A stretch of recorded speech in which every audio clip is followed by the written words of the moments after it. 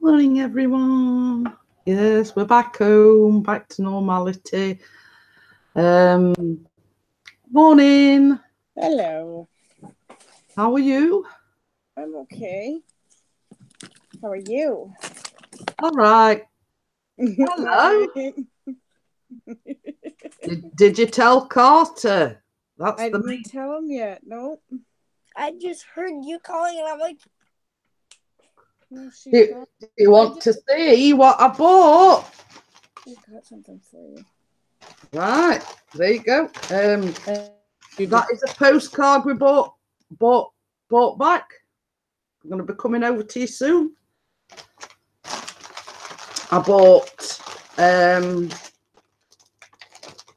Mum some coconut ice.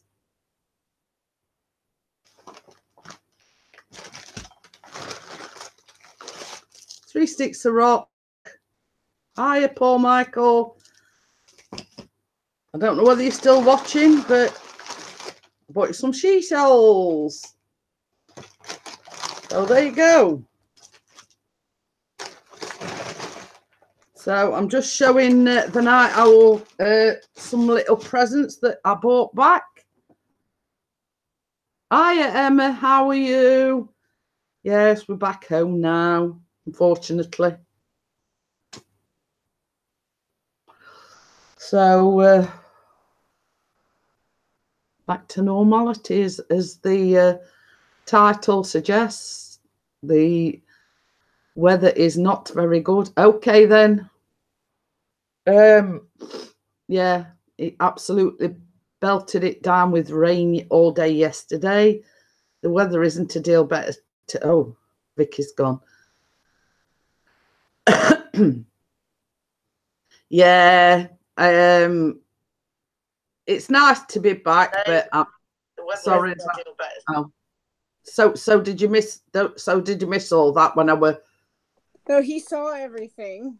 Oh, I couldn't hear you for some reason. And oh, hiya, Emily. Hi, Emily. Yeah, we saw it though. Yeah. Ready? He's excited. Yeah. So I even bought you some seashells. Yeah, she's even got some seashells. He's like, oh my Yeah, random. Gail's back in. She says, Miss P back in the house. Yeah, back to normal surroundings. Hi, Mark, please. How was the first night back? I slept like a baby, to be honest with you. Well, I made Bella laugh because basically, yeah, we had a fantastic holiday, absolutely fantastic. You know, my eyes were like literally closing because I was up at 4:40, about 20 to 5. And sort of I was trying to get, everything, make sure everything were packed away and this, that, and the other. And obviously I must have disturbed Chris because he were up at 5:30. I'd set the alarm for 6 o'clock. Yeah. So hopefully, because the ferry that I'd booked wasn't due to leave till 9 o'clock, but on the way out there, we got there about an hour early, and they let us straight on. You see, so basically, we said, well, if we get there early enough, hopefully they'll let us on. Well, that's so good. We actually got on the ferry about 8:15. So basically, they did the same again, even though there was a lot more sort of there. There were a lot of coaches, there were a lot of vans, trucks, lorries, whatever. We actually did still get straight on. Oh, that's good. So it were quite good actually. So we're actually back in Portsmouth at about 9 a.m. Oh, wow. So or thereabouts. So Chris uploaded a video, sort of, because they went up onto the outside deck, if you know what I mean. Yes. Yeah, hiya, Lucy. So he did quite a lot of filming from up there, but obviously because of the height factor, I stayed in the lounge. Yeah. I mean, this is the funny thing about it. In the lines, they were like seats this side and seats this side. Well, I started off at this side, and it was sort of, I think when the ferry goes out, it sort of goes that way, sort of back, like reversing, if you so to speak. And then it was started going that way. So I even ended up moving from that side to that side because I ate going backwards, if you know what I mean. The same way. I don't like yeah. I like to go be the way I'm facing, if you know what I mean. I'm same on the tram or on the bus. If I'm going backwards, I start feeling travel sick, you know, for some reason. Idioms mix up. Yeah. So basically, I had to swap from this side to this side because I hate going backwards. Yeah, I'm the same way. I'm okay. Mark says he's super happy this morning. Ooh, why is that?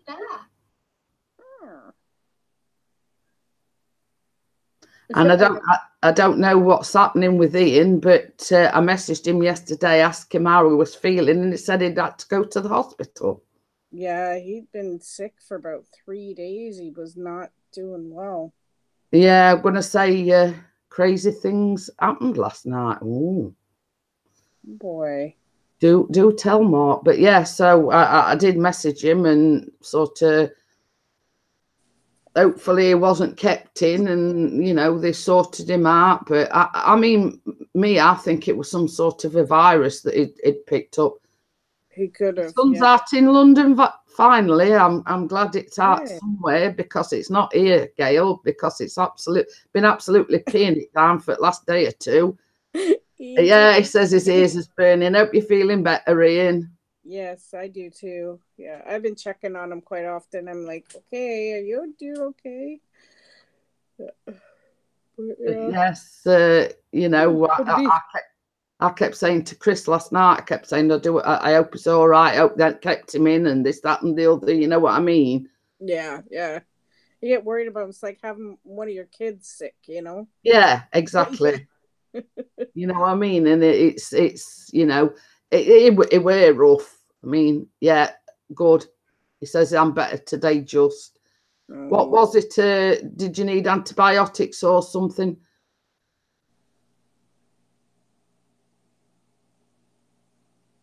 Oh, when he was out with his cousin yesterday, he kept calling him, and he said when they were out yesterday, one of the girls liked me, and we text since one in the Gordon Bennett. So here again with Mark, please. Yay! Oh, Mike. Mark may have a girlfriend. Ooh. So Mr. P isn't sort of, well, when I say he's not with us, he's upstairs having a wash and having a shave and everything, so he'll be down shortly. Yeah, get you, Mark. It's good. Mark needs somebody. He may be only 15, but you know. I'm booking the Magical Mystery Tour soon. Oh, Mark's got a little crush. Sweet. Yeah. So Gail's booking the tour by the looks of things. What's the Magical Mystery Tour? Yeah. I don't know. What's that? Well, basically, she was saying on a live stream the other night she was going somewhere, but she has sort of hinted it's America somewhere. Oh, okay. So basically, because Chris says, oh, you let the cat slip out the bag. She says, no, I didn't. It's on a need-to-know basis sort of thing. But yeah, we're surmising it's America somewhere. Yeah, and Gail says, Mark, just be you, young man. That's it. You know, I mean, it's early days yet. And same as we've told Callum, you know, while you're young, free and single, sort of get out there, do things, you know, don't sort of let anyone or anything get in the way. You're still young. Yeah, exactly. Welcome to the club, Mark. Hey, where's my boyfriend? No, I don't. Well, I got the shock of my life when we got back, and this is sort of, you know, I was telling Bella the other day, hay fever gone on my chest, which had to, oh, Gordon Bennett. Jeepers. Pneumonia.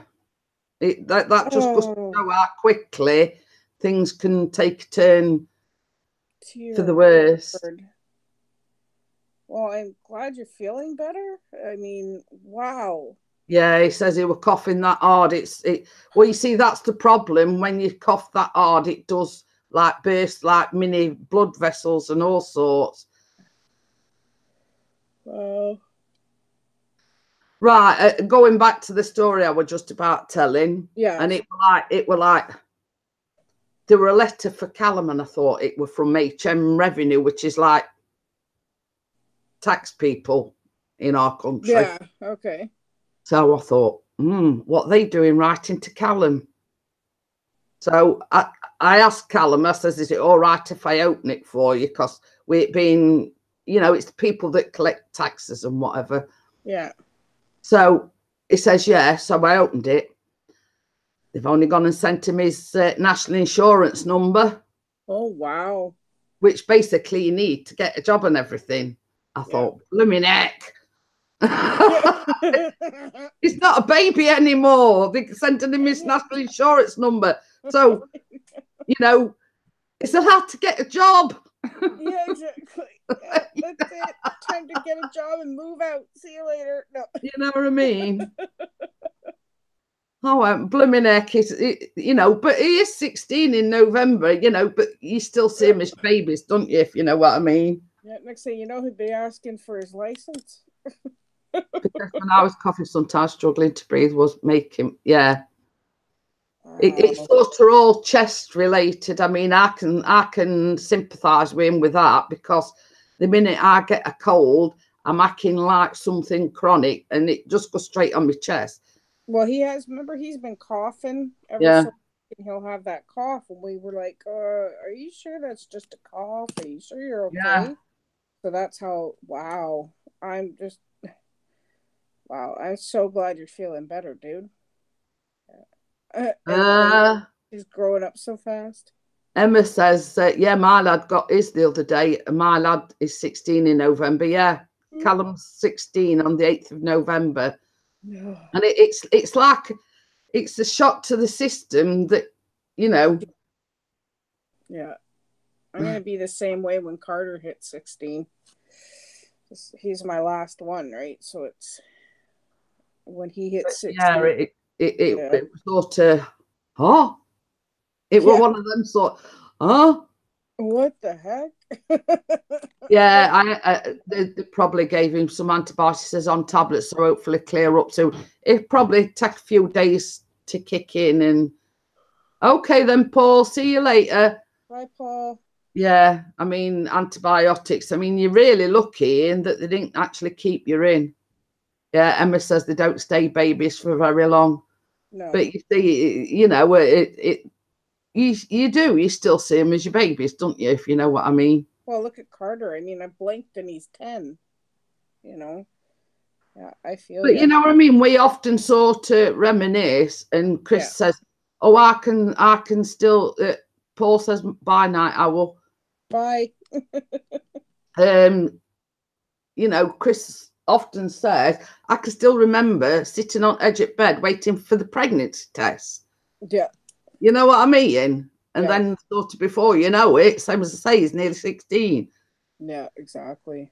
It's pretty scary, but it's like Austin, he just turned 14 and he's heading to high school. I'm like, okay.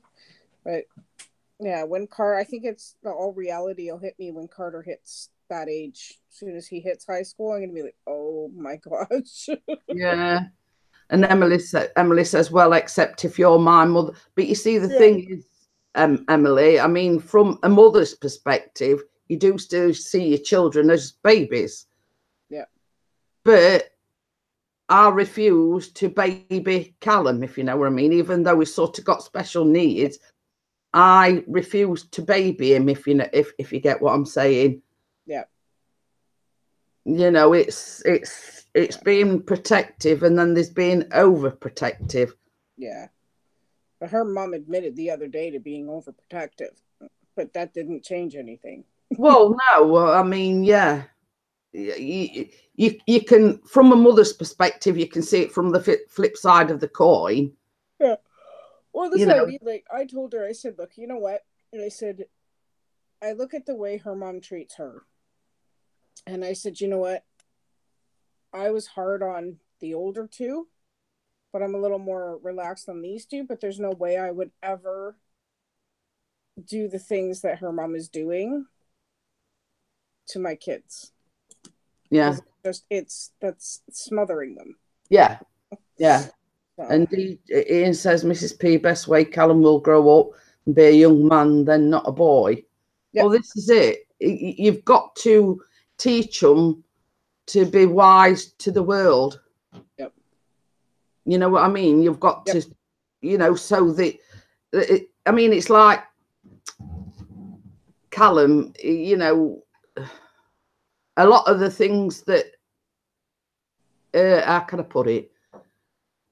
Because one of the things that Callum, if he wants you to do something and he asks you to do something, you're enabling him by doing it for him, if you know what I mean. So this, absolutely, you know, this is what we're trying to get him more independent. Yeah. Because hey, Pixie, my love. Hello, my darling. How are you today? She says, how are you today? Oh, I'm all right. Oh, look, no work. Woohoo! for all week. Yeah. Oh, poor Jeanette. Different this time of the... I mean, I was talking with Bella yesterday, and same as I said, sort of this week, I mean, like, I'm not physically able to, like, take the nets down and get them washed and take the curtains down and get them washed. Princess thought I was rough, but that's ugly. I see the bad button coming. I mean, I don't know whether I'm allowed to say this, but Pixie got a message from Bella's husband this morning. Oh. She's allowing him to buy a drone. Yay! So Chris actually got a message from Baz this morning saying Bella's allowing me to buy a drone. Yay, welcome to the club, Baz. If we buy a Mavic, so it means I can get more commission. Oh, there you go. So there you go, Gail. Pixie got a message this morning that Bella's allowing Baz to buy a drone. Yeah. Oh, that's good. Emma says parents are precious when they're gone. It's heartbreaking. Yeah, I agree with that. You know, I mean, you're thinking, you know, your mum brought you into this world and you think they're going to be there forever, but they're not, if you know what I mean. Yeah. I know my dad's getting up in age. He's going to be 80 this December. And, you know, the reality that he's not going to be around forever is setting in. Yeah. I mean, and especially sort of, I suppose it can resonate with you, with your mum having dementia. She's there, but she's not there, if you know what I mean. Absolutely. Yep. Yep. That's amazing. Bella can now get the DJI Osmo mobile. We see when we were in Birmingham, Pixie came out with the Osmo and she went, ooh, you know, and what does it do? And I you know, do this and do that. And she says, oh, I want one of them. Yeah. So we sort of said, well, make a deal with Baz. If he's allowed to get a drone, then he's got to buy the Osmo. Yep. Exactly. Yeah. Yeah. Ian says, my mum is everything to me. She passed away 20 years ago. But it don't matter how long ago they pass away, Ian, you still miss them like crazy. Yep. You know, and like, I mean, me and Bella were talking like on Messenger yesterday, and I was sort of, some of the things that, you know, were coming out with these anecdotes that my mum used to say, you know, and you sort of, you know, you laugh about it now, but when you, at the time, you don't think anything of it. Yeah, or you were annoyed by it. Yeah. Yeah, you know. Yeah. Plus a few £100 in beauty products. Oh, this will make you laugh. I was absolutely creasing myself. I rang her on Messenger. And she got like these, these things that you stick on to get rid of your bags, right? Yeah. Right. So we were talking. Well, anyway, switched the camera on and I went, "Oh!" She got like, I says, "Did you realise got yellow eyes?" And she was laughing and she says, "Oh, I'm trying these things out." And I think she said they were from Aldi. And she says, "I bought them, from here, there and everywhere, but I find these is best and the best value for money." So,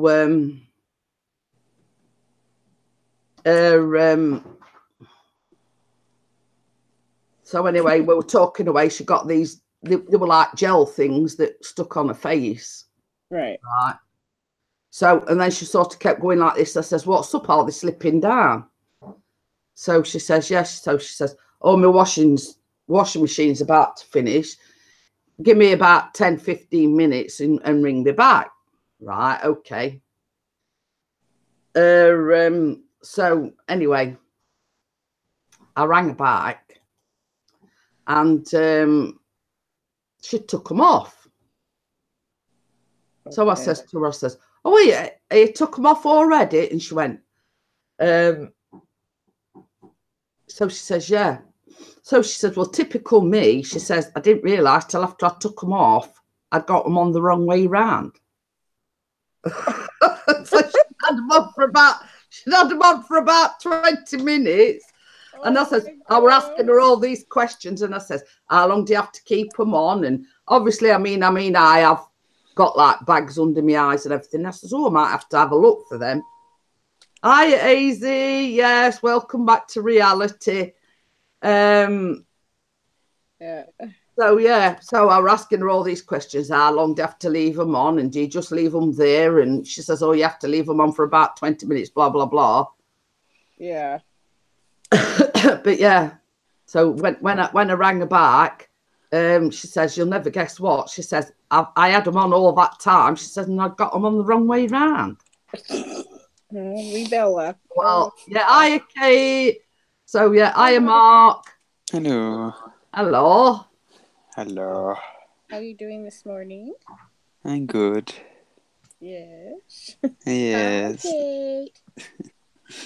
Yeah, that's good. How was the conversation? Let's just say it ended in hearts, started with hearts, and ended with hearts. Oh. Oh, that's good. I'm so What's lucky her my name? camera's Emma. Oh. Oh, her name's Emma, is it? Yeah. I'm so lucky my camera's not on. Yeah, that's good. Do you want it on or not? No. It's early days yet, Mark. Nice and slowly.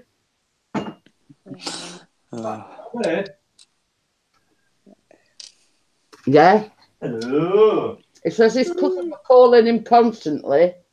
He answered it. He answered it eventually. He says, "Oh, when we're out walking the dog, somebody took a shine to him, and they've been texting since." Someone knows I won't later, does it? No. See, their Pixie's giving out family planning advice there, Mr. Mark. Ian says is it a he or a she? Well, I hope it's a she called Emma. I don't know. Oh, yeah. But yes. Oh, yeah. Yes, we don't want any unnecessary, Yeah. No children for a while, Mark, please. I got a strange feel, like, because we were out, there was a bit of a group, there wasn't too much, but it was just, I could tell. Yeah. But I wasn't certain. Yeah. Until my cousin, right now, this is what it was. I was lost for words. I was puzzled, and I didn't believe him. Mm. Wow. But You thought he was messing with you? yes, but she even said it. But she said she told someone else, and then that someone else told him, so that's how he knows. Mm. So yeah, that's how. Yeah, wait till you're at least 25 until you have kids, okay? It's 10 Okay. years from now. Jeez. Concentrate on your career and whatever. What? Who the heck is this? YouTube Complaints Department. Mm. Just to make sure everyone is keeping to the T&C and their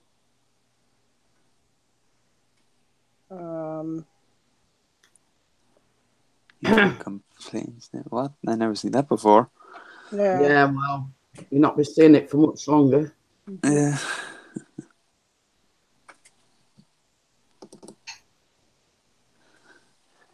There you go.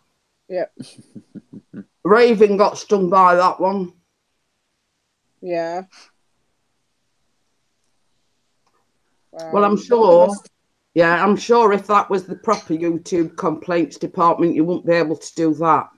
Yeah, exactly. They'd be able to unblock themselves. Yeah. Yeah, both of us did it at the same time. It's like, okay, goodbye. Yeah. Gail says We gathered that as much, Ian, because Raven got stung by that, and basically they came into the chat, says you've got to say I love YouTube or whatever, and it was a scam basically. So yeah. Oh yeah, I remember her talking about that. Yeah. You just have to be careful every so often. I mean, I often say I'm not as green as I am cabbage looking. If you know what I mean.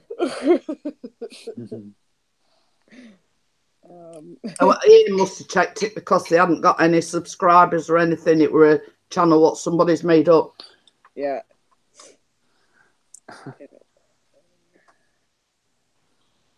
Yeah. So. But yeah. How old is she, Mark? I think she's a year younger, just a year younger. That's not a bad age gap. Mm. No. Especially at your age, anyway. I thought he was going to say, oh, she's older than me and everything. I was going to go, ooh, older woman, Mark. No. Darn it. Well, it's not a bad thing because Pixie's 9 years younger than me. Yep. So, you know what they say. Legal market. Many a good tune played on an old fiddle. Yeah, exactly. How was Kate this morning? The dog is crying outside.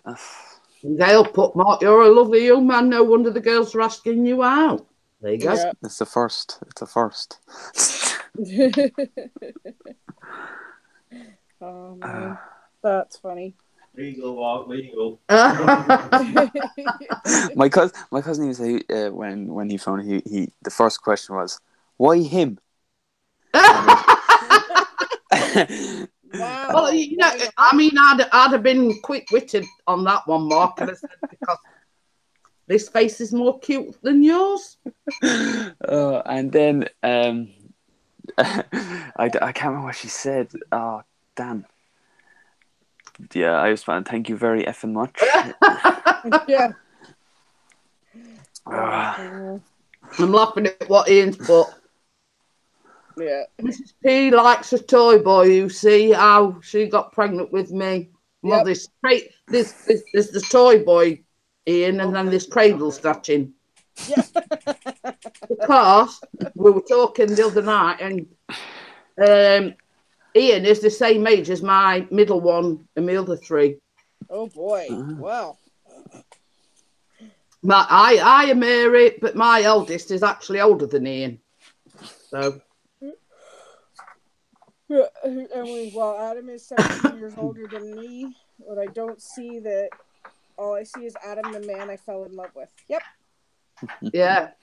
Well, you see, this is it. And Emma says Dennis is older than her by 6 years. I mean, we looked at it. I mean, same as I say, Chris is 9 years in like. Appetite boy. But, I mean, when people see us together, they don't see that age difference. No. Yeah, they see that you're in love, and that's all it matters.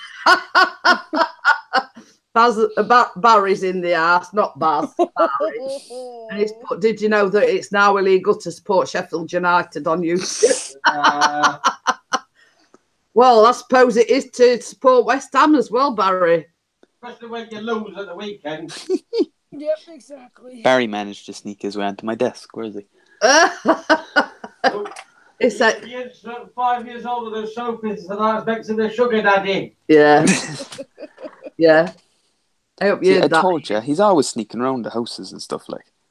What does he be doing? So true. Hey, shall we tell them the breaking news what you were on about yesterday, Mark? Or is it a top? Well, it can't be a top secret because you're on Adam's live stream. Yeah. I don't care. Mark is on about. Oh yeah. Creating a bakery for me in the Lego series. Yeah. Yeah. Yeah. Yeah, because like a lot of the base, like there's barely any base plates on Penguin's place because it was only a square with narrow plates, and I didn't really use much. It's just basically a little square outline, and then everything else is just normal flooring and stuff. So you need me to fill a space. I might have a few more, but a lot of it went to the other building that I have. So I might need. I can probably get more, obviously, but if I can make at least a small, medium-sized sculpture of a bakery or something like that. So basically, Mark was asking me for names, and I mean, I'd like to hear your opinions on it, but I came up with Jeanette's Lemon Drizzle Shack or Drizzle Shack. Jeanette's Drizzle Shack. Jeanette's Babs. Pickling Bakery, the home of the Italian mafia. I said that name first. I didn't add on the last bit though. Yeah. The description was selling ordinary, lovely cakes, but smuggles the lemon drizzle underneath. Yeah. Well, same as I said to Mark, you've sort of got to put drizzle in the title of the bakery, haven't you? Yep. Yeah, I can make signs. Like I have one there. I need to make one for the other one, but I could probably make a design just with like a name writing, and then make a little lemon drizzle or something, little yellow colouring. I mean, I thought that sounded quite good. Do you see Barry? Due to copyright laws, you can't call it Lego. You have to now call it Danish plastic building blocks. No, it's okay for me because I say Lego. Lego. Like Bossman says. I put some Darwin's come in and has put somebody mentioned drizzle. Well, we renamed Darwin Droning Darwin Drizzle Droning, you see. Because he's obsessed with my lemon drizzle, so basically it could be called Jeanette's Drizzle Shack. Yep. Or if anybody can come up with any alternative names, you know. Okay. Here we go. Just wait until you mention quite a cake, right? Yeah. You see, boom, everybody comes in once you start mentioning cake or bakeries. Or drizzle. Lemon drizzle was a rare commodity. Criminals came from far and wide to get a slice. Barry's book. Sorry, Mark, please. Due to copyright, you can't call it Lego. You have to call it Danish plastic building blocks. Where's he been for the last 5 minutes? Oh, I've been in. Hiya, Miles. How are you? And again, I could call it Lego, like on Bossman stream. Yeah, that's right. Yep. Bossman says we call it Lego. It's not Lego anymore. So you Lucy can't says say that anymore? That's stupid. Drizzle Shack doesn't sound rude at all. Yeah. And Barry says it wouldn't be bank holiday without some drizzle. Well, he's right there. Yeah, exactly. Oh, this is my last day of freedom. What? Oh, you start tomorrow? Yeah. Oh. Callum, don't start back till the 5th. Well, I'm going into a year now where it's well, hopefully it will be calm enough. Yeah. It's going to be one of those years where it's like these activities and it's another break from moving on to other exams straight away. I'm missing the Yeah. Sorry. Mars put, what about House of the Rising Drizzle? He's put Chris is as slow as the West Ham defence over the weekend. I'm not that bad.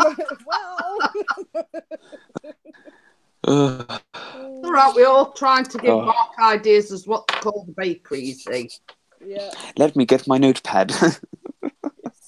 We're writing all this down. Yeah. Anybody wants to come up with the name? We should make a competition of it. Yeah, I ought to set up a poll or something on the Facebook group. Yeah. About 5 minutes late again.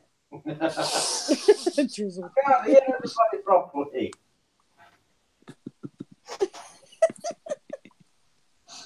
Turn the volume up. Fakery bakery. Good one. Jeanette's pantry. Yeah, there you go. Jeanette's pantry. Come on, Mark, write faster. I don't have a pen. I don't even have my sketch pen.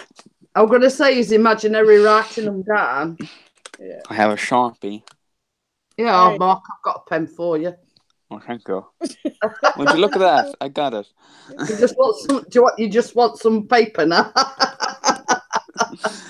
Where is my paper? Thank you. Hold on. I know. Oh, thank you. I got it. There you go. Paper. So let's see here now. I need to use my. If Emily's still watching, as Adam, because I've not seen him this morning. So is he okay? He was in good spirits last night. Holy cow! Yesterday all day he was just happy. Yeah, Mark, another one. Pickering's Pie Shack. Yeah. Okay, so we got House of the Rising Drizzle. Oh, she's writing them down and all. No, I'm just telling you. So where's my computer? I have my paper and my pen. Okay, so House of the Rising Drizzle. This pen doesn't work. Hold on. This one doesn't work either. Hold on. Okay, I'm not saying it again. Okay, this one works. Okay. Of the rising. This paper's too small. Okay, Fakery Bakery. The what? What? Bakery. Say it again.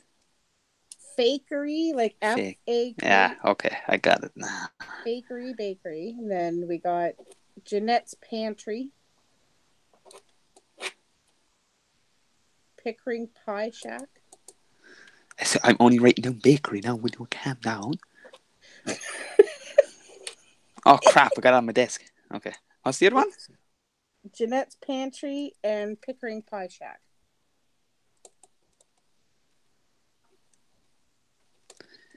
Oh, and obviously the one that I suggested, Jeanette's Drizzle Shack. Yeah, obviously. Yeah, like that one. Okay, good. And then the quiet dog, and the main one, which was Jeanette's. Was it Drizzle Shack? Jeanette's Drizzle Shack. And write this as big as possible. Barry says Jeanette's had a drizzle in her pantry.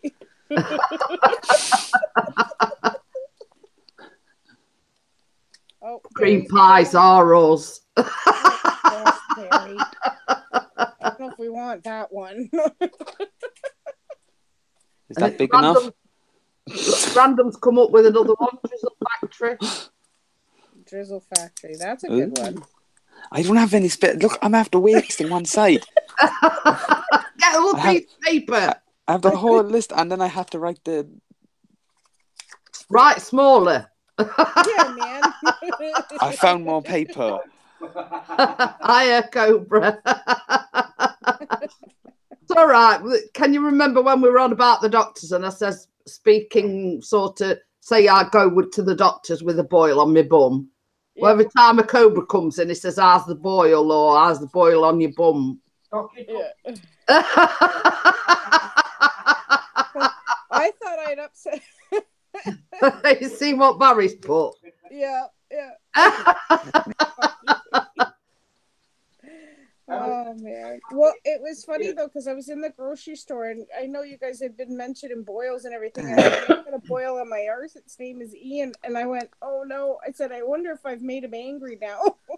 Like, no, I hope I didn't make him upset.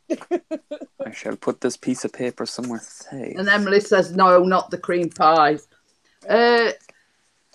I've bought we actually collect fridge magnets, so it's all right. It's still in my bag at the moment. Oh boy. This piece of paper is top secret information that no one needs to know about. Okay. I'm going to put it behind Batman. Okay, there you go. Keep your list and then you'll choose one. The page is gone. Can't actually find it. Huh? Oh boy. Is it because on the fridge maybe? I trust Batman, you see. It's probably fell out somewhere. But we bought a fridge magnet back for ourselves. Where's my camera? But I have Jeanette gets a babs out. Dang it. But this is what I bought back, and it's going to be over to Canada soon. And I bought these for Vicky and her family. Right. I bought her an Isle of Wight postcard. This is for Vicky herself. I bought coconut ice. Yay! I'm excited. And because she's got 3 boys, I bought 3 sticks of rock. And they're going to have to fight over them because 2's mint and 1's fruit. Mint I'll for probably me. take the mint one. Mint for me. And then I bought some seashells back for Carter. Yeah. And the whole ones, not half ones, the whole ones, 3 of them. Oh, yay! Are they mint as well?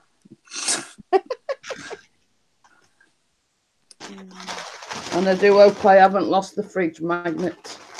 What's that? Yeah, Maz says he hopes your magnet isn't next to your credit card. It wipes out the magnetic strip. It's be all right. Thank God, credit card. Yeah, I ain't got one either, so I'm good. Did you get the seagull poo, Jeanette? No. That's what Barry's asked. Obviously, he's watched Chris's the one where we went to the vineyard. Yep. Because there was a like a display cabinet, and it got like cookies and fudge and whatever, and across the top there was bags that I don't know exactly what it was. One was bull crap.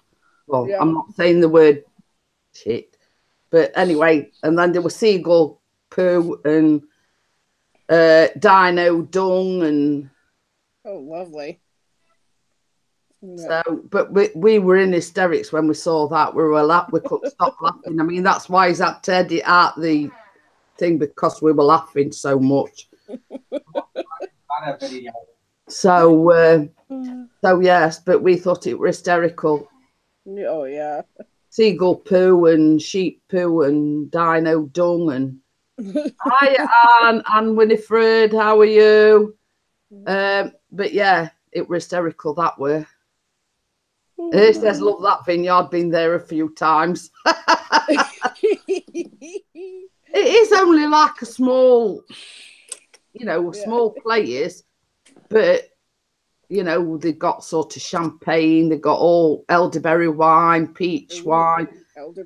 We did a slight tasting, and the one I tasted was peach liqueur. Ooh. Sounds French. Yes. Callum tasted the apple juice. It was only apple juice that he was tasting, by the way. That is lies. Yeah.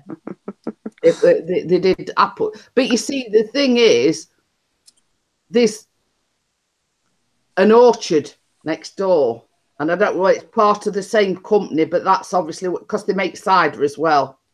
Right. So basically, I would imagine that they get the apples from the orchard that's next door for the cider and the apple juice, etc. Oh, damn it, actually takes. Sounds like, oh, yeah. But yeah, I mean, they did everything. Liqueurs. I mean, Chris bought a bottle of beer, but they only bottle the beer. They don't actually make it, if you know what I mean. Yeah. They don't actually make the beer. They bottle it, if you. Yeah. So, yeah, white wine. What was the name of that beer that you had? I forget now. Wait 5 minutes. He's loading. Yeah, he's got headphones on, baby. It's all right. Is what if you want to know, he's watching Barry's. I think for the wrong one, I'm watching his A Week in Band-Aid. Yeah, well, he's watching Barry's at the moment. Well, yeah. Did you get to the garlic farm? Unfortunately, not, Barry. So as I say, we got that much to do, and on the Friday we were going to go to the scooter rally. Went there and found out that there wasn't actually on the seafront as we expected. Ale of White, that's it. Ale of White. It was something to that effect. But yeah, it was very nice. He said, even though it was like a pale ale, it was a pale ale. And normally Chris drinks lager or bitter, but it were a pale ale. But it did say it was very, very nice. So I was telling Bella this story. We went down onto the seafront. Chris took his drone with him because he'd flown on the beach a few days previous to that. We got there expecting to see thousands of scooters. There wasn't any at all on the seafront. Yeah. So Chris says, I tell you what, I'll set the drone up. Set the drone up, started it up, propeller flew off. Oh. Onto the beach, and the tide were right in, and as look at it, it sort of went in the sandy bit, otherwise Callum had been going paddling. Let's say that. Now, I'm not a drone expert, but I don't think that's supposed to happen. No, we haven't sort of screwed it on properly. Hi, Jason, how are you? Well, the scooter rally was Friday, Saturday and Sunday. Yep. Right. So anyway, after that mishap, after the propeller had come off, Callum went and got it out of the sand. It's tight, blah, blah, blah. But every time he tried to take off, it was disconnecting. Oh, now, Chris was only assuming this. Where we were, there was like on the what we call you'd call the sidewalk or whatever we call like walk. Footpath or whatever you know. Footpath. Right. There was like pebbles in the concrete. Oh yeah. Okay. Same as he said.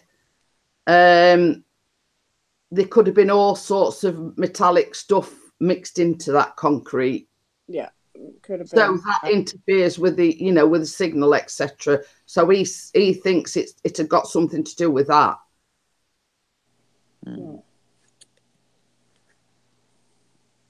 Yeah, Moss says I've done that, lost a prop, did click it in. Well, you see, same as I say, it obviously there's a way you twizzle about with them anyway. I don't know, but it were only the one that come flying off, and same as I say, it were just lucky that it were like sort of stuck in the sand, half in the sand, and Callum just went down, got it, and come back. Yeah. Oh boy. No, you can't self-promote, Jason. I'm only joking. No. No, we didn't go on the trains either. So anyway, so I got back to the story. So we gave that up as a bad idea. So we started on his way back, and there was they were like a stadium called Small Brook Stadium. So and it were actually on the road where our cottage was. So as we passed it, going back to the cottage, I went, that's where all scooters are. This was the Friday. Yeah. So Chris says, well, I'll tell you what, we'll, oh, well, yeah, that's all right then. Jason, he says he wants everybody to know he's got a new video up. Okay. Anyway, so on the way back to the cottage, we noticed all the scooters were in this like stadium thing. So Chris says, well, I'll tell you what, we'll go back to the cottage. We'll have a spot of lunch because it will be nearly lunchtime. Right. And then we'll go back up there. Well, that all went to pot as well because it started absolutely pelting it down with rain. Oh, boy. Yeah, that's so right. I remember that. So it was Friday and it was pelting it down with rain. Chris says, well, I don't know about you. He says, but I don't fancy walking about, getting absolutely wet through. So that were it. You know, we called it a day. Yeah, I don't blame you. Yeah. But yeah, so basically the scooter rally was Friday, Saturday, and I saw a lady when we went to the Needles, and she says basically the finale thing is they all ride through the town on the Sunday, but obviously we weren't there Sunday, so yeah.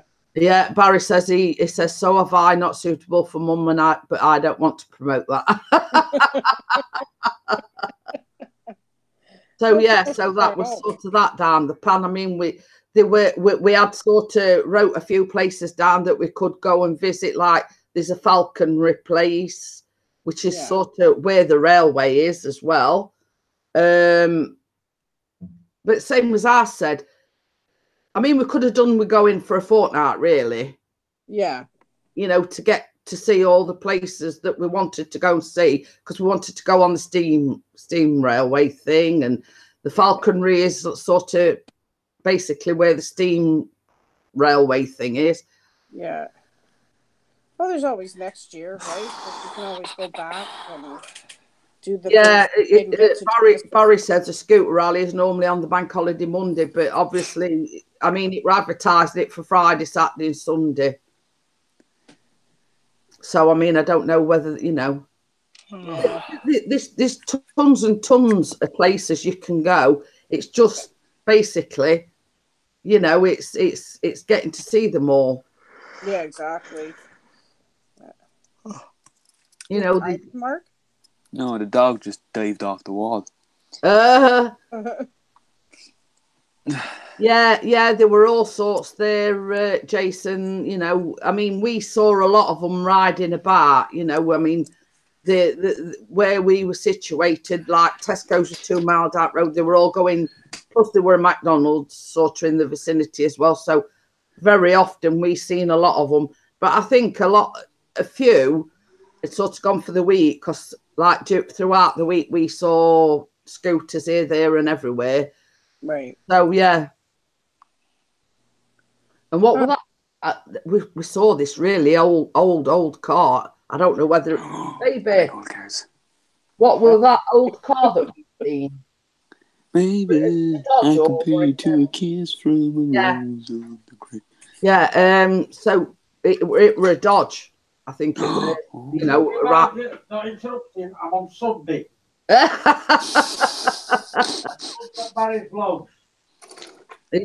It says, do you mind not interrupting me? I'm up to Sunday on Barry's vlog. I thought you said you unsubbed. Holy cow.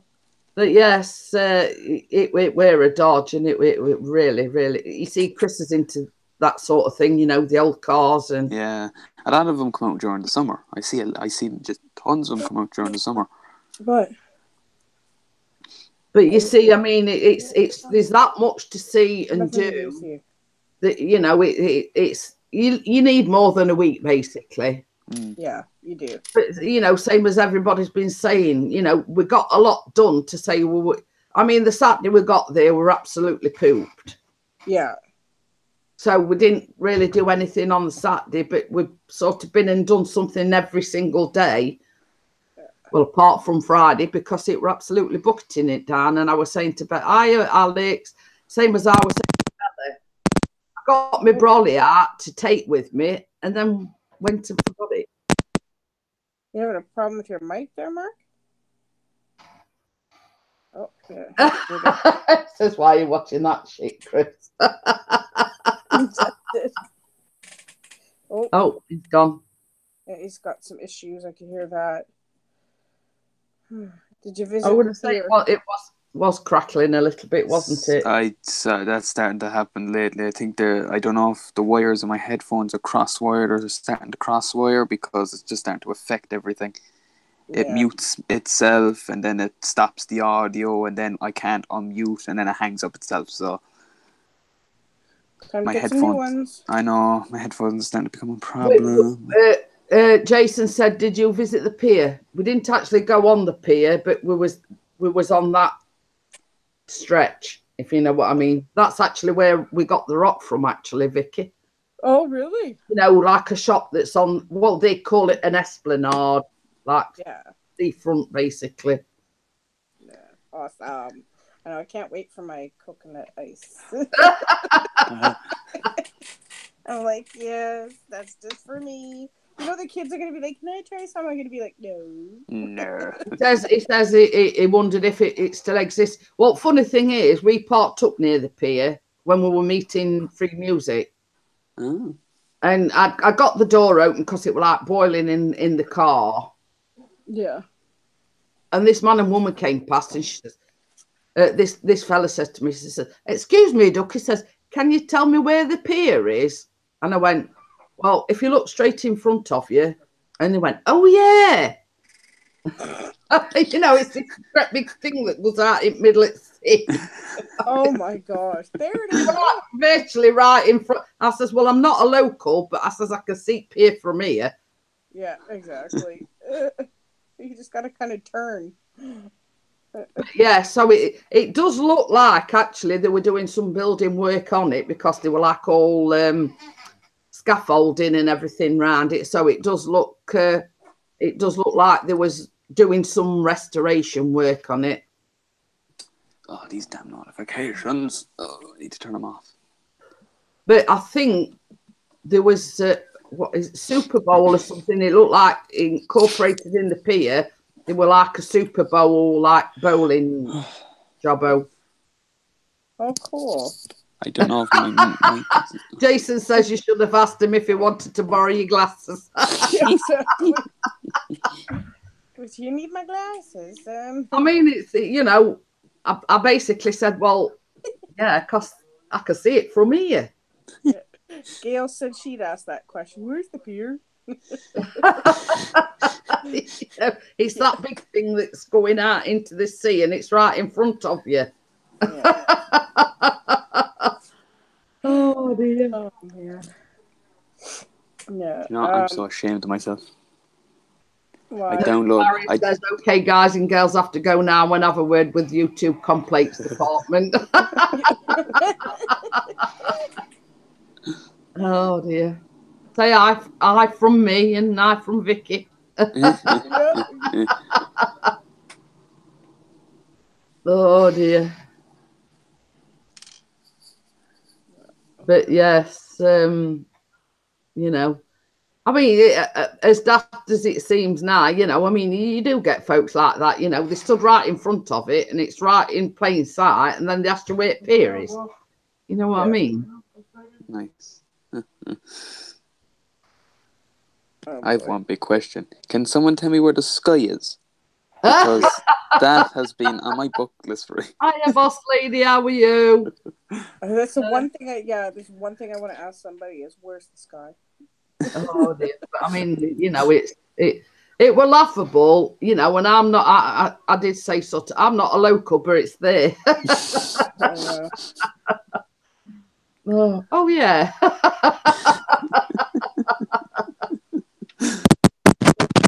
God. Oh. I did it again, and I only put down the phone. So if you disappear, at least we know why. Yeah, my headphones are just being, unless there's Siri behind the headphones. I got what you meant, the sky did.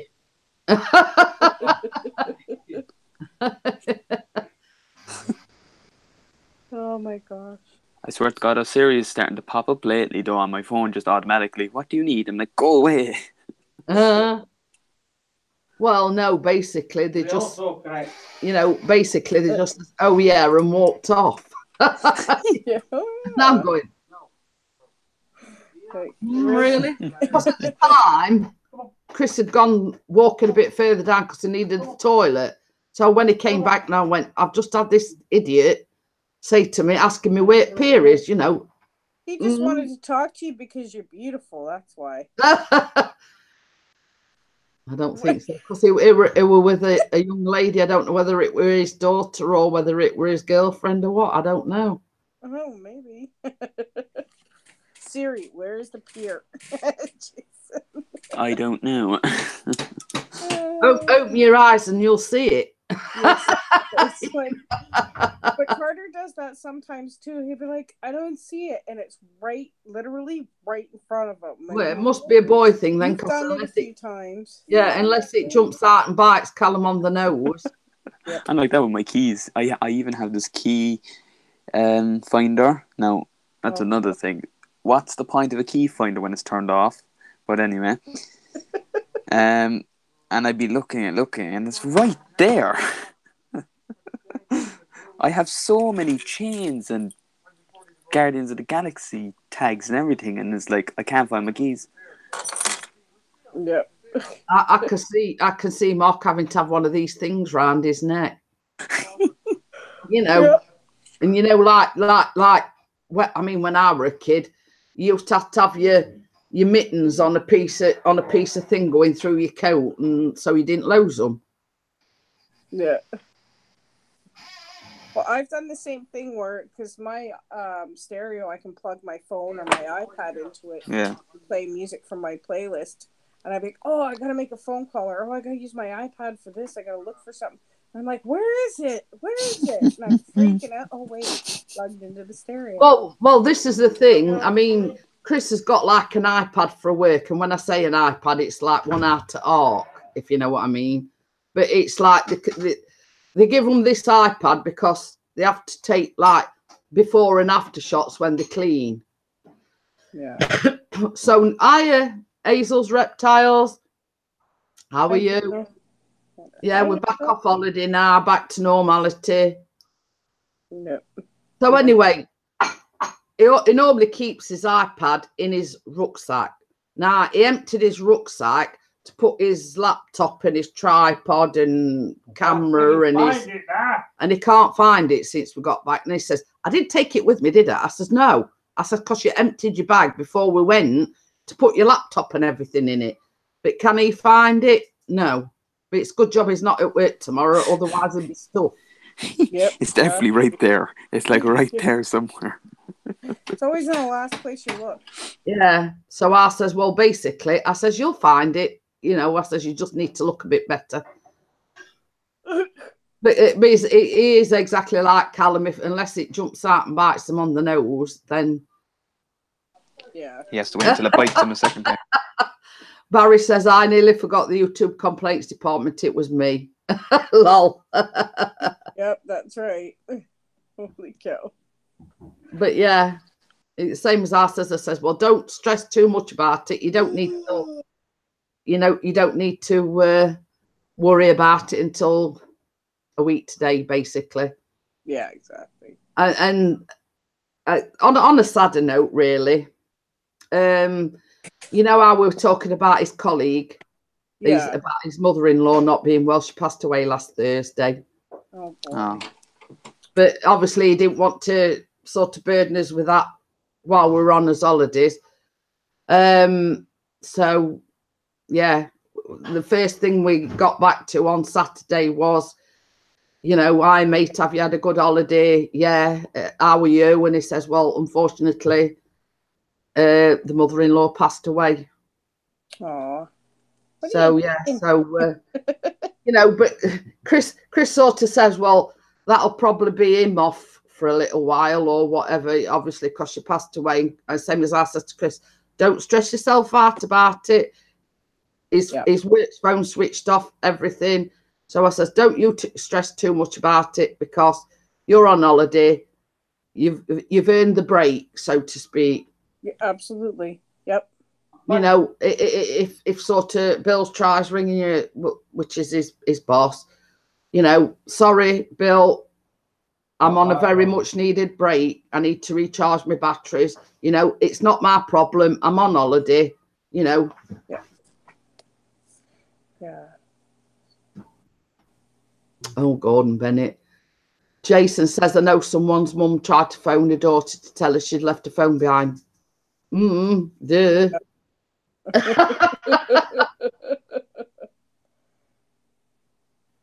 But yeah, so yeah, same as I says, don't stress too much about it. Don't worry about it. It's not your problem. Work's work. You know.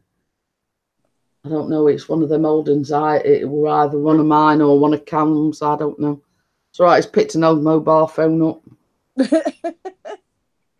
Pitch it. But anyway, so same as I says to him, I says, don't stress about it. You're off for another week. You know, you're entitled to it because it's not had an holiday. This is the first proper time off he's had. So I says, right, you know, just enjoy it. Yeah, just switch off. Work's work. That's, you know. Well, that was like my ex. Like he'd be home from work and he'd be getting phone calls. Did you put the key here? Did you put the key there? Where did you do this? What did you do with that?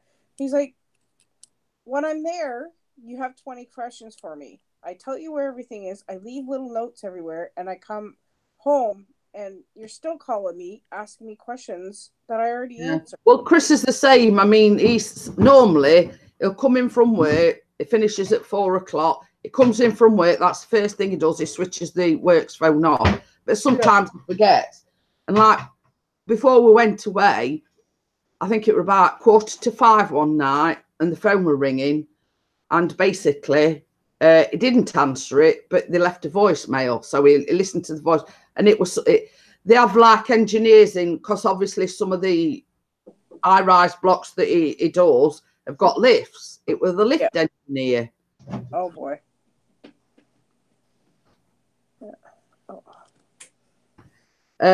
So yeah. So he says, I'm not ringing them back. He says, because that's it. I've done work now. If they want to know anything, they can ring me in working hours, not after I've finished. But I mean, sort of on the flip side of it, same as I said to Chris, the lift engineer is like an outside. It's not part of their firm. They bring they're an outside company that come in. He probably wasn't to know that he finished at 4 o'clock. Oh, wow. Yeah.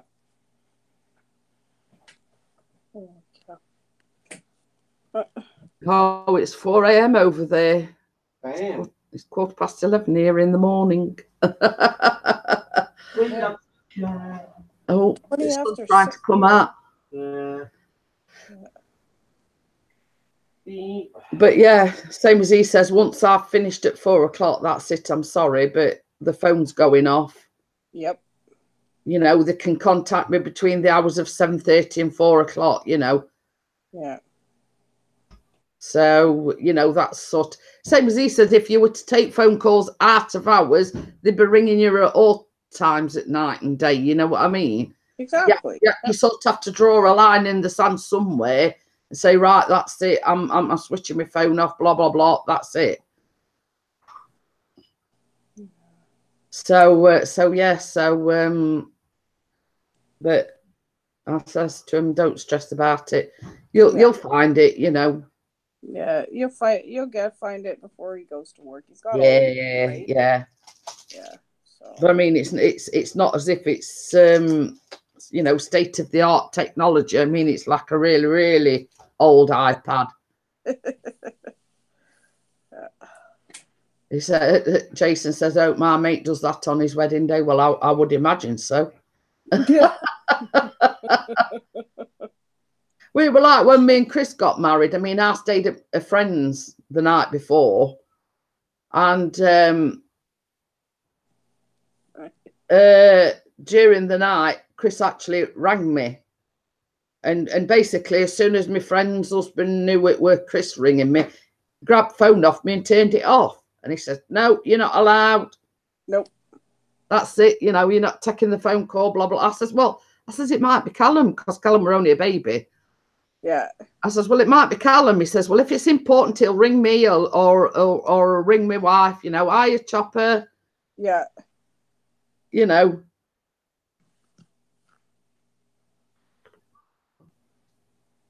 But you see, the thing is, as well, the next morning, Chris was going to bring Callum over to, you know, my friend's house where I was staying, so I could get him ready and everything for the wedding. Right.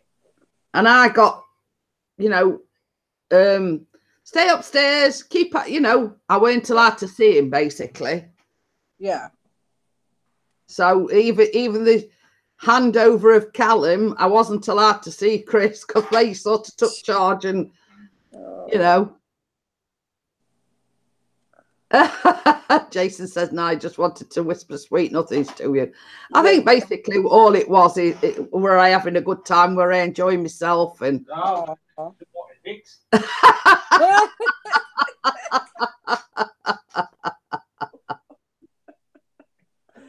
Oh dear. Never a dull moment. Yeah. Quite the joker, isn't it? No, I were. No, I mean, I ought to have said, been there, done that, seen it, got the t-shirt. Hey, good morning. Hi, Crimson. Hey.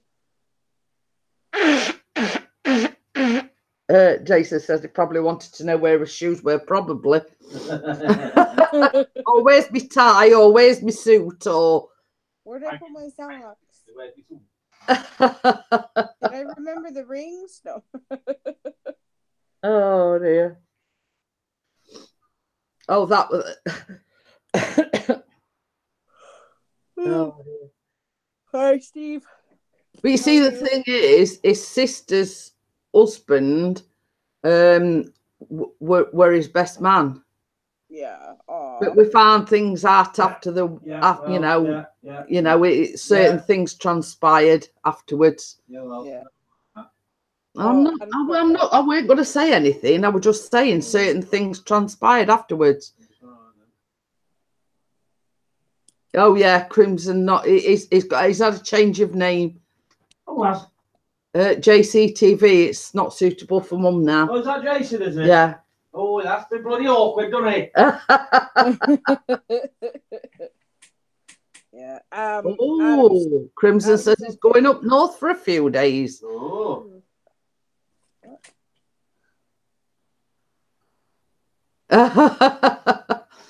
Hazel says, "I woke up thirsty. I know I need to try and go back to sleep. Then I got to wake up at 6:50 to get my daughter up for school." Yeah. Oh boy. Oh, Gordon Bennett. That's it. Hiya, Barmer. Hiya. How are you? Hello, Hi, Mama. Trying to, yeah. Well, back to normality means, Barmer Grits, we was on holiday last week and basically we're back home now. So she says she couldn't resist to learn what my normal is. Well, you see, it will take time, Barmer Grits, you know, it will take time to get into a sort of, you know, you can't say it's going to ever get back to normal. Yeah, no, you can't.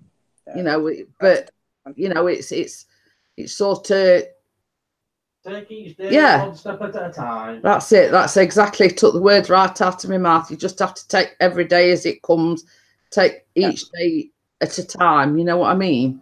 Yeah.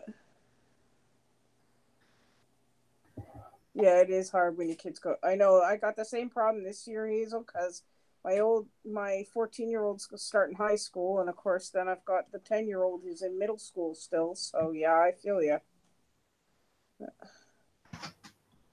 But I mean, sort of we're really lucky in that respect that we, you know, it's Callum's. It's basically it's his final year this year. So yeah. But it's a lot of studying, for the exams, etc., and then sort of deciding, you know, does he stay in the sixth form? Does he go to college, etc., etc. Yeah, exactly. Yep. But Callum doesn't. I think it's a week on Wednesday. I think it is. Callum goes back. Yeah. They always tend to put like teacher training days on end of the summer holidays. I mean, they've already had long enough. 6 weeks. Oh, that's what I'm going to say. They've already had long enough without adding extra days on, so teachers can train. I know my kids get 2 months off school. Oh, go on by it. Yeah. Okay then, Hazel. I appreciate you coming in. Chopper says not having a good day. Dad's in hospital. Welder blew up, and I blew a spotlight on his ute. Oh dear. Oh boy. I'll be praying for you, Hazel. Yeah, it's about 6:30 in the morning, Jason. Yeah, but I'm always up for Mrs. P. But apparently so is Carter. Unless he fell asleep over there. Okay then, Mark. He says he's got to go. See you later, Mark. Catch you later, guys. See you, Mark. Bye, Mark. But yeah, it's you know, it's I'll be gutted if I've dropped that fridge magnet somewhere. Oh, you've got it. You've got it. Yeah. You're in here. No, I don't think I have, unless I've got it out and put it on the table somewhere. Oh, it's here. Oh, it's here. I found it. You know. See, same as I say, we sort of start. Like we can't find out. Well, when did you last see your iPad, dear? Well, that's different. It's in the same. Yeah, so safe you forgot where you put it. Exactly. This is a fridge. This is the fridge magnet we bought, by the way. Oh, cool. And we everywhere we go, we always buy a fridge magnet. Yeah. So that is going to be stuck on the fridge in a little while. Nice. I like that. So basically, it's you know, showing that's the needles, and that one there's the needles and the sea and cottage thingy-majiggy. Oh, nice.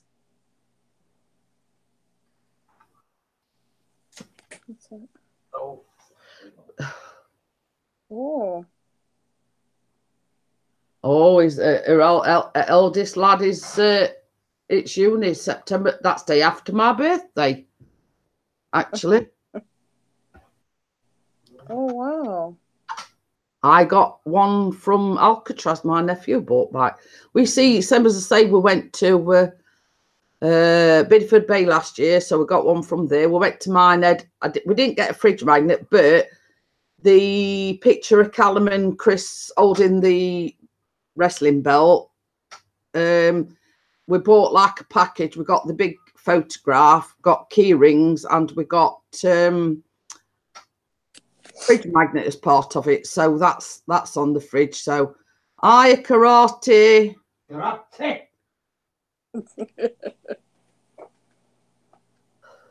Always got 1,000-mile round trip to see his dad. Oh. Yeah. Wow. 500 there, 500 back. Excuse me. Oh, Jason says his dad used to sell shields that he put on walking sticks. Some as I say, this sort of started a year or two back, and we said like every place we visit, because we're hoping to go to like different places each year. Right. We're going to bring fridge magnets back so we can sort of reminisce on places that we've been. WrestleMania.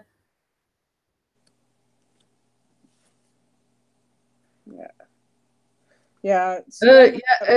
sort of going back to that, I mean, my niece went to Manchester University to study the fashion industry, but it's not just the designing and making of clothes, it's like this buying and selling part of it as well.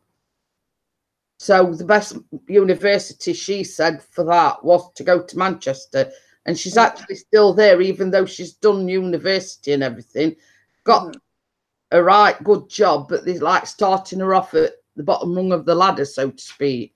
Yeah. I was gonna say my mom, she wasn't into the fridge magnets, but she was into spoons. Oh yeah. Yeah, she collects spoons. She had hundreds of them. Hi Dennis, how are you?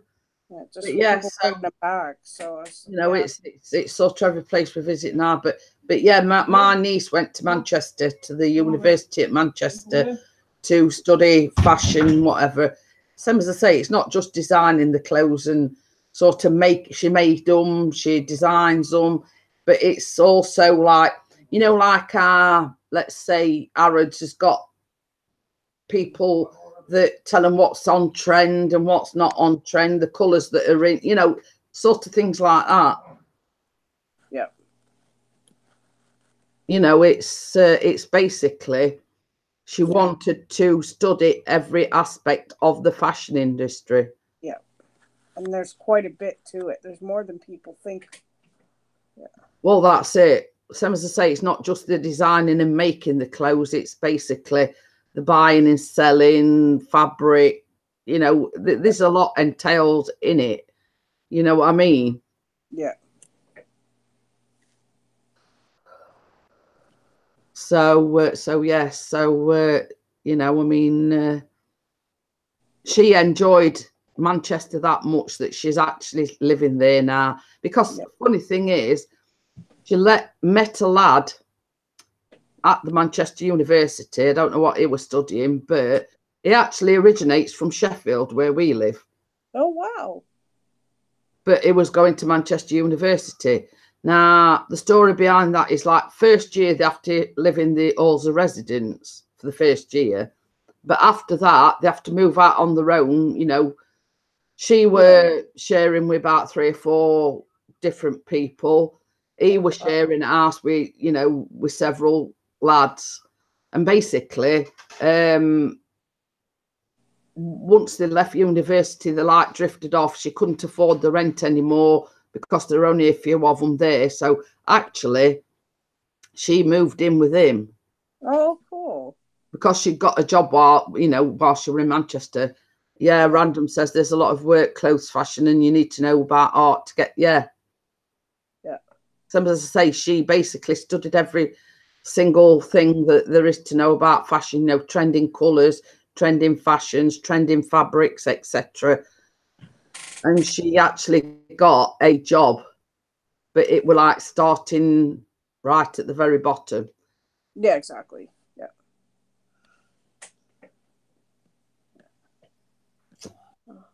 That's amazing. He's done it. Oh, that's good.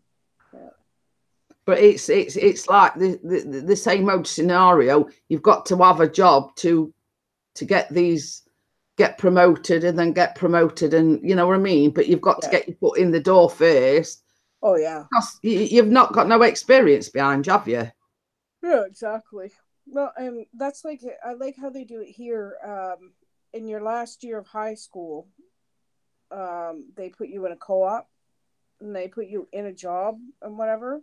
But also you need 40 hours of community service before you can graduate. Yeah. So I mean, I think that's a good thing too. Well, it's like Callum. He did the work experience. Yeah. Oh, Jason said my mom, my nephew's done filming for some fashion labels. Oh, that's good. But it's like all the last year and this year coming up, they have got their own careers advisor. Oh, good.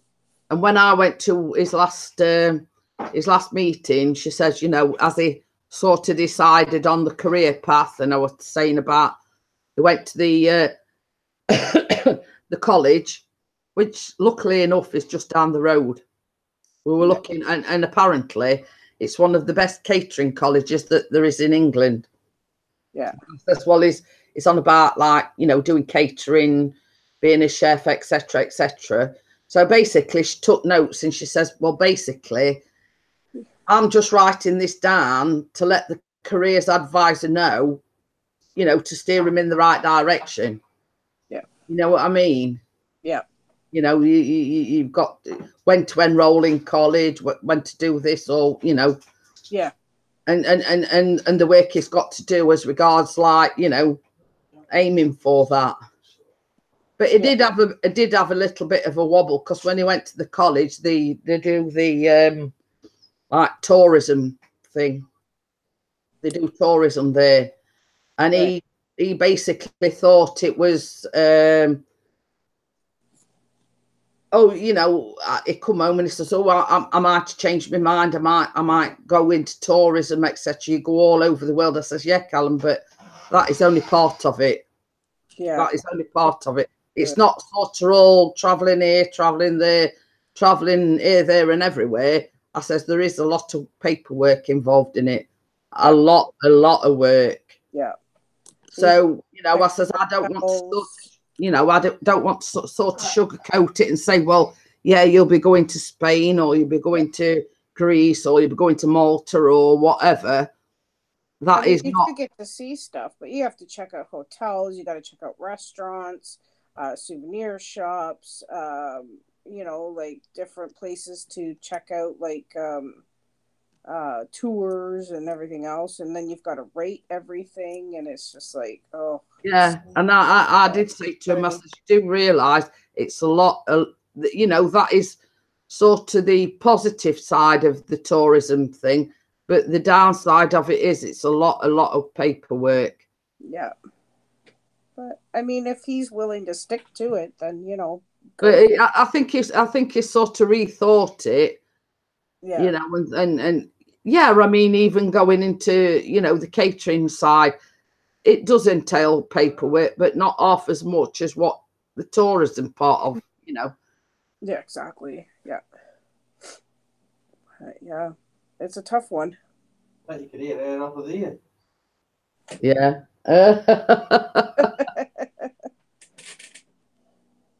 Yeah. Gail says paperwork is hard to keep up with. You can be on that for hours. It is. It's true. Yeah. But yeah, I mean, same as I said, you know, don't sort of be under the assumption that it's just traveling from one place to the next, you know what I mean? That's right. You know, you've got to sort of think about it. Yeah, there's so much. You know, you've got to write all this up. If you go into different places, same as Vicky says, you've got to write every single detail down to the T. It is a lot of paperwork. It is, yeah. Yeah. Whereas, I mean, I'm not saying that the catering part don't involve paperwork, because it does, but catering is more hands-on than, you know. Yeah. Yeah, exactly. So, but it's, you know, it's, I mean, it's probably going to be at college probably 3-4 years. I don't know. You know what I mean? It's, but you think at the end of it, you can write on your CV, you know, yeah, I ain't had any experience, but, you know, I'm willing to learn, etc. And even if you sort of get in, I don't know. Yeah. You know, if you start off little and then work your way up, I mean, that's the easiest thing to do. Well, I've told Sean a couple times, like, he said he wanted to fix cars and be a mechanic and this and that. And I said, well, the best thing to do then is go to a dealership where they fix cars and say, look, you know, I just want to come in, I'll sweep floors, I'll do whatever, but can you teach me how to fix cars? And then eventually, can I get a job here? And that's how you get your foot in the door. Yeah. You know, you got to start at the beginning, sweeping floors and doing whatever, being the gopher, and then you never know. Like, if you stick to it and, you know, you show the initiative, they'll keep you. Emma says, my lad, when he hits uni, he gets to go to New York and places like that where the main attractions are for fashion. He's really excited. Oh, good. Aw. Yeah. Jason says, went to South Africa and it's hotel location, hotel. Yeah. But yeah, I mean, the same as I say, I mean, catering, like Gail says, catering is hard. You need to know what to order. But I mean, in my opinion, it's more hands-on than what the tour is. It is a lot of paperwork. But same as I've said, yeah, catering, it does involve, you know, ordering food and everything. But that's sort of, they learn you the basics at the college, you know, and it's like moving on to, and the same as we said, start off at the very bottom and work your way up, and that way you're getting on hands-on experience, plus you getting to learn the trade as you're on the job. Absolutely. Yep. You know what I mean? And it's like everything, everybody has to start somewhere. Yep, exactly. I mean, you know, you never know. We might get let's say, in a hotel or in a small kitchen, preparing and prepping for his own business. You know what I mean? But it's a start, and it's like, you know, then he might go on to something else, and there he might get the more experience, and you know. Well done, Callum. You've worked your way, you know, you've done this, you've done that. We see potential in you and promote him. And that's how you start off. Yeah. And that's where a lot of these chefs, even started their right at the bottom. Yeah. Okay, then, Jason. He says, right, folks, I'm going to need to get my ingredients for my roll video. Yep. Later, Jason, roll video. So, yes, a small announcement, but not that I'm self-promoting, but I've decided, because I haven't done a baking vlog for a few weeks, I'm going to do 2 this week. Ooh. Wow. So I'm going to make, I've decided, banana bread and carrot cake this week. Ooh, okay, I'm on my way there. This week it's peanut butter and mayo. Ooh. Yeah. He has a vlog. He does a vlog. It's called "Do You Want to Roll with That?" And he tries weird things. And he tried one. It was peach slices on a roll with like mint candy on it. Ew. And he almost puked. Ugh.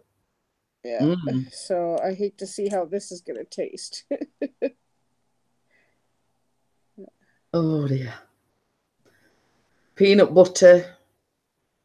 Yeah, it was extra strong mints. That was it. I don't like it. Strong mints at best of times, let alone on a roll with peach slices. No, but you should have seen it. It was great. You could hear him crunching it and everything. And I was like, oh. It's so disgusting. Well, this is it. I mean, she says she's going to miss him. I mean, it's like we've only got Callum at home, and if he, I mean, same as I said, we lucky because the college is just down the road. But at some point, they have to fly the coop, so to speak, if you know what I mean. Yeah. Okay then, Jason. See you later. Bye. The same as I said the other day. I says, no, we're not. Look, Callum would be here till he's about 30. Yeah. Is that comfortable at home? He'll probably be still living here when he's 30. No way. Getting his meals, getting his meals served to him, and getting his washing done is, you know, I'm not. And when he does move back, he's not going back and saying, "Mum, can you wash for me jeans?"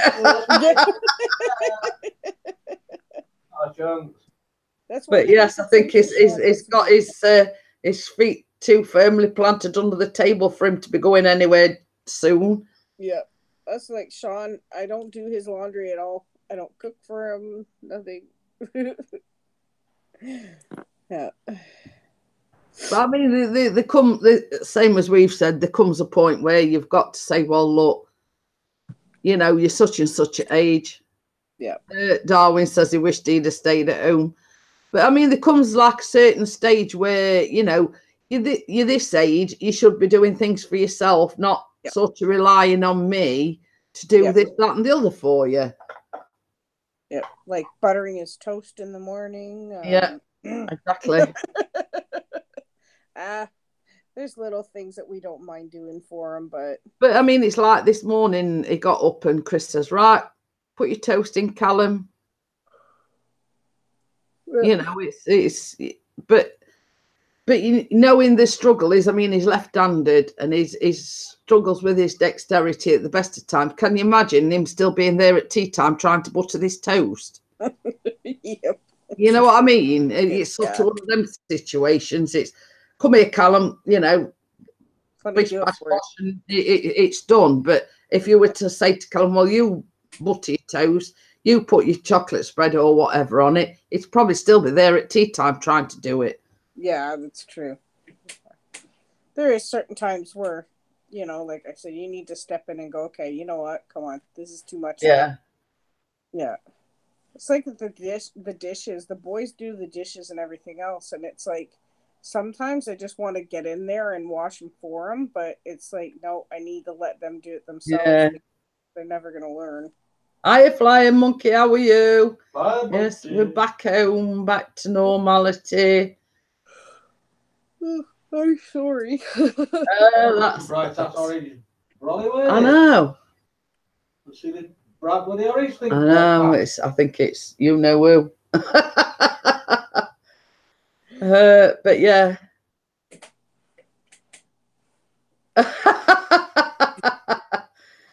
I used to give my mum £20 a week, then scrounge it back a couple of days later. No doubt. Yeah. Gail says I'm left-handed. He can do it. Yeah, he can, but it's how long it takes to do it, Gail. Yeah, exactly. Yes, we had a wonderful time. Oh, Ian says, by the way, I'm here, still just listening. That's okay. But yeah, that's not good enough. It's like, yeah, we're trying to teach him independence, but there's hey, Queen Wigs and Beauty, how are you? Hiya, Michelle. And Michelle says, welcome back. Yep, that's it. But yeah, it's we do try and teach him independence, but you know, I think a lot of the time he does just mess about just so I'll do it for him, if you know what I mean. I think a lot of it is, you know, we messes about just so we say, well, come here, Callum, you know. Yeah, I know my kids do the same thing. You think you're looking at them and you know they know how to do it because you've seen them do it before. Yeah. And okay, you know what? Like, this is too much. Just let me do it. They're like, okay, I got it. Like, the kids told my dad, all we have to do is push mom a little bit, and then she gives in. I'm like, really? Gail says it doesn't matter, Jeanette, he will get quicker, but it is. If you leave him to his own devices and, you know, if he thinks he's going to starve if he don't do it, then yeah, he'll do it. Yeah, exactly. But... oh my gosh, I'm so sorry. It's like when we were going on holiday, because you see, like last year we went off board. Yeah. And when we go to Butlins, you know, it's and sort of when we were going over there, Callum says, is it half board? I says, no, it's self-catering, Callum. He says, well, what does, you know, self-catering? I says, yeah, that means we've got to cook his own meals, basically. Yeah, we have to fend for ourselves, Callum. You know, you don't on this holiday, you don't just go up to a counter and say, well, I love that, and I love that. I says, no, I says, it's, you know. Michelle, no yawning, thinking so uncontrollable. Oh, Flying Monkey says, I've just had my first cigarette of the day. I was trying to quit. Couldn't take it anymore. I needed a cigarette. Snap. But yeah, I mean, sort of Chris said, you know, before came back off holiday, says, I'm going to quit. I'm going to buy another like vape pen, you know, that's it, you know. Yeah. So, I'll go when I get some money. Spent it all. Yes, we're a bit. In fact, I checked the bank this morning. We're a bit broke at the moment now. We've come back off holiday. Yeah, that's it. You come back, you no We money spent left. it all while we're on holiday. Yeah. That's when you know when you've had a good holiday. Yeah, when you come back broke. Right. And you got to struggle for the next week to figure out where you spent it all.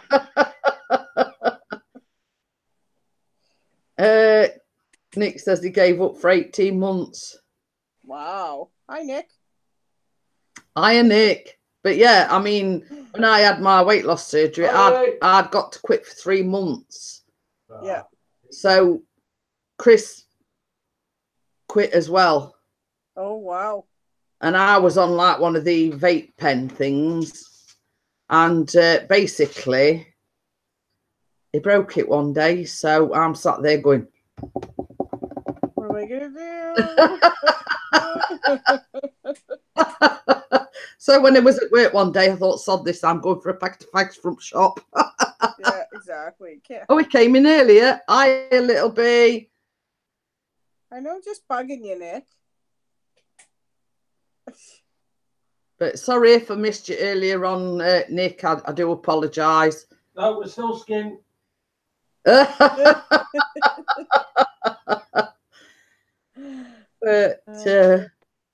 But yeah. So basically, that was well, it was longer than 3 months because I packed up the 3 months previous to having the operation, and I think it was about 5 or 6 months altogether. We both packed up. We both quit. But then, sort of, same as I say, Chris broke mine. It was a tip thing on the end, you know, that you suck on. So basically, I sort of sat. Oh, Emma says her and Dennis both gave up 11 months ago. Oh, wow. I know. But yeah, I made a vow that when cigarettes here hit $8 a pack, I said, that's it. I've got to quit when they hit $8. And then when they hit it, I actually did quit. I haven't smoked since. So it was harder than I thought it would be, though. But yeah, I mean, sorry. That's okay. Same as I say, that day when he broke the pen, I couldn't sort of go cold turkey. no, I mean, I probably could, you know. Yeah, Equinox says vaping is just as bad, but same as I say, I couldn't go like cold turkey. You know, I was doing all right on the vaping pens until someone broke it, and then Lucy, a bad cat. Then, you know, I was sat there, I was going crazy. Blame it on Lucy.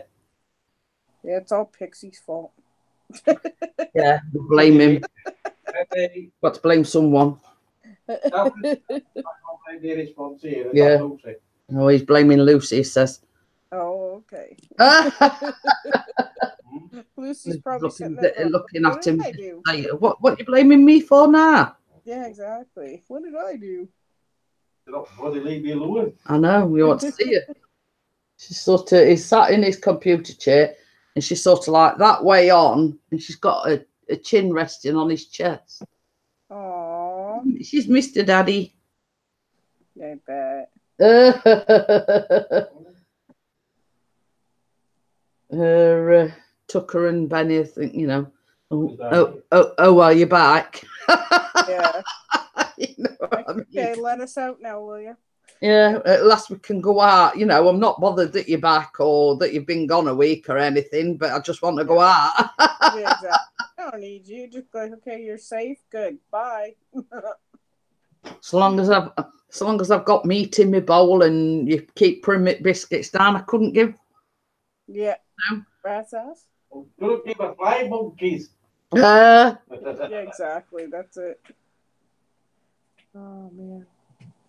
Only thing with holidays is they go quickly. Yes, they go too quickly. This summer whizzed right by. I can't believe the kids are starting next week already. Like, it's just Well, we said that sort of just before we came back off holiday. We kept saying, "Oh, Callum's only got another week at home, and then he's back to school." And we were both going, "Yay!" But you know what I mean? It's like it don't seem 2 minutes. It's what Callum was saying. Oh, well, in a couple of days that'll be it for 6 weeks. Blah blah blah. But soon enough, he's back to school. Yeah, exactly. Good. Like I bet no odds to me because I'd still see it because it'll be in, but I don't know. Michelle says, "Are you going to relax today?" Well, sort of. We're hoping to get a few jobs that, I mean, like same as I was saying to Bella yesterday. I can't physically take the net curtains down because Chris not allowing me because he's frightened I might fall or, you know, as bad as I'm sort of sat here wanting to take them down and everything. I can't physically do it. And same as we've said, I'm going to take advantage of while he's off this week to get them sort of things done, you know, change the bedding, take the net curtains down, get them washed, take the curtains down and wash them, you know what I mean? Things that I can't physically do while Chris is at work because he won't let me. Yeah. Oh, wow. If I catch it, I'll smack her ass. There you go. Yeah, exactly. But I was same as I was saying to Bella. It's not for want of trying. I'd say, oh God, these nets want taking down. They want washing, and he knows me too well. He knows I'll attempt to get them down, and that's where I sort of get finger. That's where I go. I get the finger. Exactly. What are you doing? Don't do that. Don't even attempt it, Mrs. There's more dog. Mark choppers. Oh, please. Yeah. Oh, those are a bit quiet. That just means he needs to hurry up and do it before you do. Oh, well, yeah. Sun in the eyes, Lucy. Oh, Gordon Bennett. Yeah. Well, what it is, it all depends, Nick. If I get them dry in the tumble dryer, they don't need ironing. Yeah. But I don't tend to iron them as a rule because my mum always told me, and this is just a snippet that my mum told me, you always hang like your net curtains and your curtains back up that little bit damp and the creases fall out of them. So that is just like a, you know, from a wise woman of the world. She says, always put your net curtains and Gordon Bennett. You know, that was just a snippet, a wise snippet that my mum told me, you know. Oh, Gordon Bennett. What? He's taking that curtains down. See, that's what I say. Better get at it before you do. Yeah. And you know, while you're there, windows want doing inside.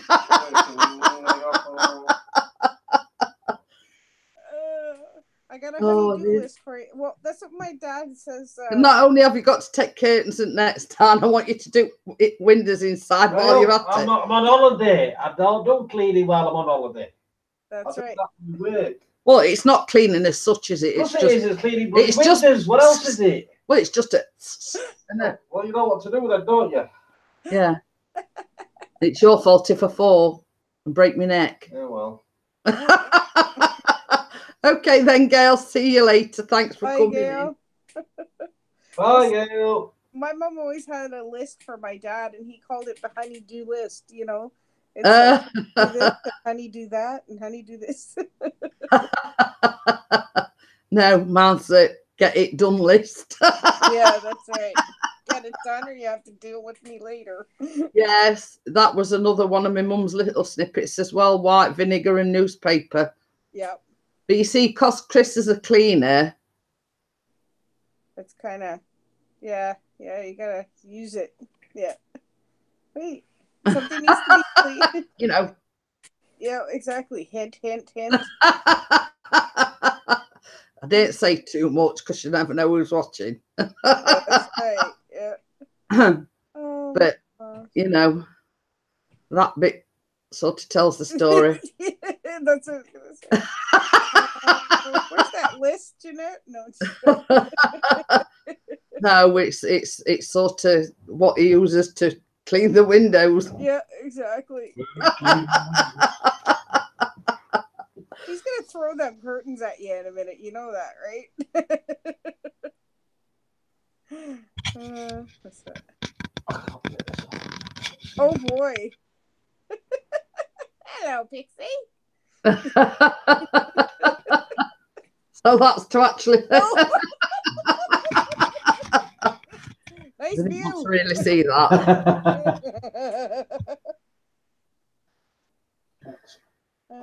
A butt shot.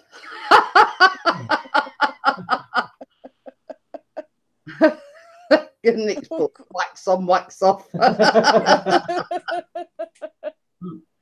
Oh dear. So that was just to prove that he is actually doing it. We just want to see the arse, really. We don't say arse on this live stream, we call it a butt. Right.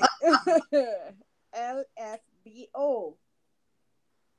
But yes, that was just basically to prove that he was taking the net curtains down. Emma's put all these laughing faces. Not that you really wanted to see his butt, really, but hey ho.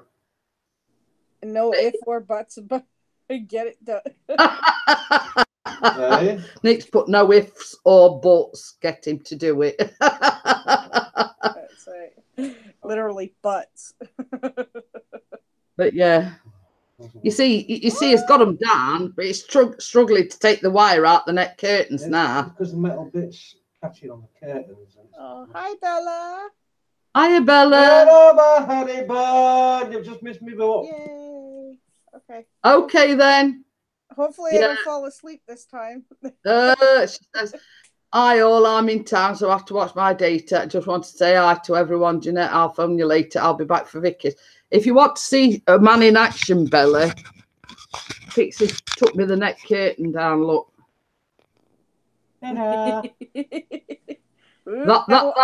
That's his Superman pose, by the way. Yeah. Jeanette, now it's time to make out in the front window so all the neighbors can see. Yeah, right. Uh-oh. I'm not interrupting a man while he's at work. Yeah, nope. You interrupt him, he may never finish. I'm not interrupting him because he's on a roll. Yeah. Oh Lord, I nearly fainted in boots, Bella says. And more beauty products. Well, at least you get the kiss of life, hopefully, from a good-looking security guy. Yeah, exactly. See? Oh, man. That's what I've done. That's it for me. Work done for this week. Yeah, he's done. So he thinks. Yeah. Your work is never done, Pixie. Yeah, that's it. Man's work is never done. Okay then, Bella, see you later. Bye, Bella, big bong. Yeah, there's some spray down there, I think. I'm not doing a break in Nick Knox. And there's a duster down here as well. Well, you know where it is, you know where winters are. I pulled it so far out, like a good one.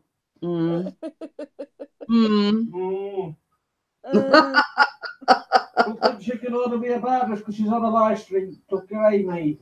We'll go together, won't we? Yeah. Whatever. Yeah. Whatever. Get over yourself. No, just. Oh boy. We like to take a Mickey out of him, don't we? I know. Well, I've shown everybody your butt. What more do you want?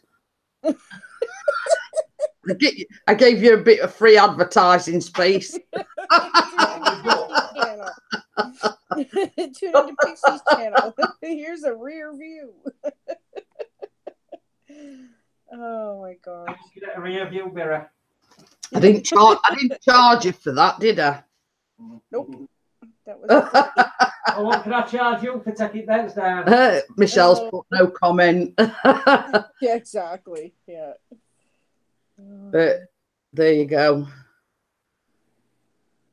Oh boy. Choppers is on the emojis today. Squirrels and monkeys. It says Cookie was sat in front of the telly cleaning himself so he couldn't see anything. Oh, he's on Foxes now. Oh. The sun is actually trying to come out now. Yay! Oh, excuse me. Well, hello, Jeanette. Coffee. Yeah, sure. Blame it. Well, another saying that my mum used to have, better out than in. Yep. And my grandmother used to say, better an empty house than a bad tenant. I mean, when I was talking to Bella last night on the messenger, I sat there and I started laughing, and she says, "What are you laughing at?" I says, "Well, didn't you hear anything?" So she says, "No." I went, "I've just farted." It was really loud over here. Surprisingly. I've done that so many times. Where a friend of ours looked after the cats, Emma. She was coming in twice a day to feed them and give them the treats and whatever. So yeah, we had a friend. Because see, Tucker, the ginger one, he was our last rescue cat, and he were like from a house with 16 cats in it, and he were very, very timid. Now, Lucy, which is the black and white one, the smallest, she is very, very timid anyway. And before, we used to put them in a cattery. Yeah. When we used to go away, when we just got the two.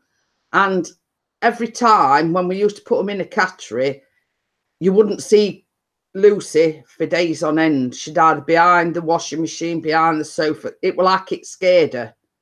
Yeah. So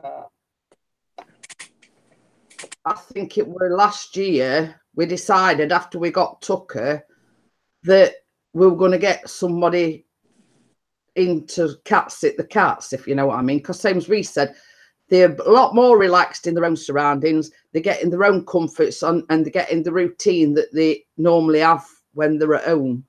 Yeah. So it's basically for their sort of comfort and whatever. It's best somebody coming in to look after them rather than putting them all in a cattery, because it's not their own. It's like the out of the routine what they normally are at home. And same as we said, having somebody to come in and look after them, because we feed them in the morning and then they get like some more at tea time. Yeah. They have like the cat sticks in the morning. Well, Benny don't have any because he don't like them, but like in the evening, like tea time, they get the treat biscuits and then they have what we call the tea. Yeah. So it's like being able to carry on with that routine, even though we're not here. It's carrying on with that routine, so they're not too stressed out about it. Yeah, exactly. We find that they don't get too stressed if they're in their own environment. Exactly. Yep. They'll be a lot better off knowing that. I mean, we found it a lot better since we had somebody come in to look after the cats rather than taking them to a cattery, because it's unfamiliar surroundings. They have their routine that they at the cattery where they only get fed certain times, and it probably be different to the routine that the cats is used to. So we found, like last time we put them in a cattery, that Lucy obviously didn't eat very much because she came back as thin as a rate. I mean, not that I'm blaming the catteries, it's just her temperament. Yeah. So we find it's better to get someone in to look after them rather than put them in a cattery and being in unfamiliar surroundings. Yeah, exactly. No, I hear you on that one. It's like, my brother had somebody come and watch his dogs for him when they went on a cruise, and she was there like every day, fed the dogs, took them for a walk and everything else, and made sure they went to the bathroom, did everything else, and then she went home. Right, like she'd come back well, a couple of hours. I mean, obviously, with our cats, same as we've said, getting somebody different in to look after them, we didn't want them going out. So, like, it is different from the routine because they normally out and about, this, that, and other. But it's like only for a week. They've been in their own home, but they haven't been able to go out. Yeah. You know what I mean? That is the only difference. They wasn't allowed out because who knows when we would have seen them, if you know what I mean. Yeah, exactly. So, but we did warn us, you know, just be careful because Benny's an escape artist. Oh, yeah. So I says, be careful when you're coming through the front door. He'll hear the keys. You know, he's like a lightning bolt. Yep. You know what I mean? He hears the keys in the front door. He might even hear you before you even walk up to the door. I says, just be mindful that he might be behind the door waiting to shoot out when you come in. So she says, you know, you have to tell them these things, don't you? You know, just be careful of Benny. You know, he's the escape artist, so just be mindful that he might actually be at the door waiting when you come in. So he says, well, I'm glad you've told me this, you know. Yeah. And it's just to sort of shut the door behind me, you know what I mean? Did she have any news when you came back of Tucker trying to escape? No, she said, I messaged her like a couple of days into the holiday. I think it was a Sunday. You know, is everything okay? Because we worry more about it than what, you know what I mean? Yeah. And she says, yeah, she says, you know, Benny hasn't managed to escape yet. You know, everything's okay. Yeah. I says, have they been having the treats? And she says, yeah. She says, I think they're sort of just getting used to the fact that aren't person to come to for treats. Yeah. You know what I mean? If you want, you know, your mum and dad in tea, so I'm all you've got, basically. Yeah, if you want a treat, you either suck it up or you go with yeah, if you're wanting treats, then, you know, I'm the only person that's going to give them to you. Yeah, exactly. Holy choppers, what is up with you today, man? And just a word of warning, choppers. I mean, that can be classed as spamming, and, you know, YouTube. They don't like that. Yeah. So it's putting all these different emojis in, and I'm just saying, not that I'm being funny or anything, choppers, but they are a bit, what's it about the emojis? Yeah. And it basically in YouTube land, it's classed as spamming, and they can shut the live stream down if there's too much spamming. I'm just saying, just to be aware of that fact. Choppers got told off. Cat. Well, not told off as such, but you know, if YouTube see excess spamming, it can shut the live stream down. Yeah, it can. Yeah. He just found the emojis. Wrong, dude. Well, now you've found them. Can you leave them alone, please? Lose them again, will you? No. You know, we don't want an emoji overload, so sort of keep that finger away from the emojis. Yeah. No, I can't. Well, it's like when my dad first texted me when. Like, you got to figure he's going to be 80 this December, and it was about 75, you know, or just before that when he got a good cell phone where he could text me. And I'm like, my father is texting me and he's using emojis. You know? I was going to say, my mum didn't even know how to text. Yep. My mom was the same way. She just couldn't figure out how to text and everything, and I'm like, okay, never mind. Just call me. This is the thing. My mum had the bog standard phone. It didn't even have a camera or anything on it. Yeah. Basically, all she used it for was to make calls and receive calls. Because the fact that she couldn't text or anything, I think she paid about £10 for it. Oh wow, well, that's pretty good. You know, and it's one of these cases where it does for what I want it to do, you know, in case I can't be contacted on the arse phone.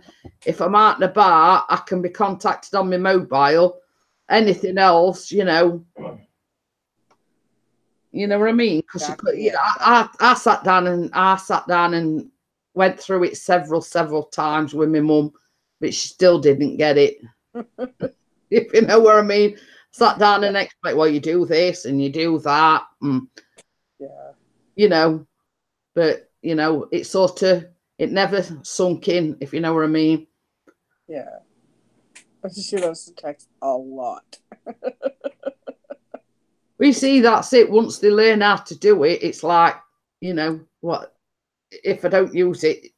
You know what I mean? I'll figure it out if I don't. You know, I mean, my mums were like one of these pay-as-you-go things, and you know, a tenner used to last a month because you never hardly used it. Yeah, exactly. Holy cow. But I had to laugh at the you know, like when she were going to the hospital, when, you know, before she got the cancer diagnosis, because obviously when you know, you go and see the consultant and everything, they put, you know, contact, you're on your own phone number, and then they take the mobile number just in case. Yeah. So she gave them a mobile number, and then she'd get this text come through saying, "Oh, you've got an appointment on such and such a date. Can you text yes, Y for yes, or N for no, whether or not you'll be attending the appointment?" Mum says, "Well, I would do, but I can't text. What do I do?" Yeah. I says, "Well, I'm sure there's not just you that, you know, I mean, a lot of the older generation sort of don't know how technology works, blah, blah, blah." I says, "Just give a number, you know, because they text you, and then a few days later you receive a letter saying we've booked you an appointment at a certain time and blah, blah, blah." I says, "Just give him a ring. Just give him a ring. Say, yes, I am attending. I don't know how to text, so I couldn't reply to your text message." You know, I'm sure they'll understand. Yeah, exactly. But yeah, I mean, I've often said to Chris, I says, "I'm sure my mum will be up there laughing, me talking about not being able to text." Say, "Ah, well, since I've been here, I've learned how to text, and I can search my internet," and you know what I mean? Yeah, exactly. I know how to do everything now. Oh dear. But you see, your late husband was different again. Yeah.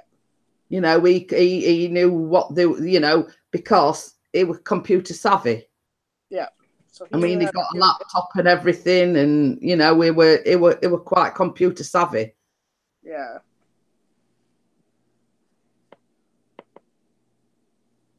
Oh, brother. Really, choppers. But yeah, I mean, we often laughed about it, you know. Yeah. Oh dear.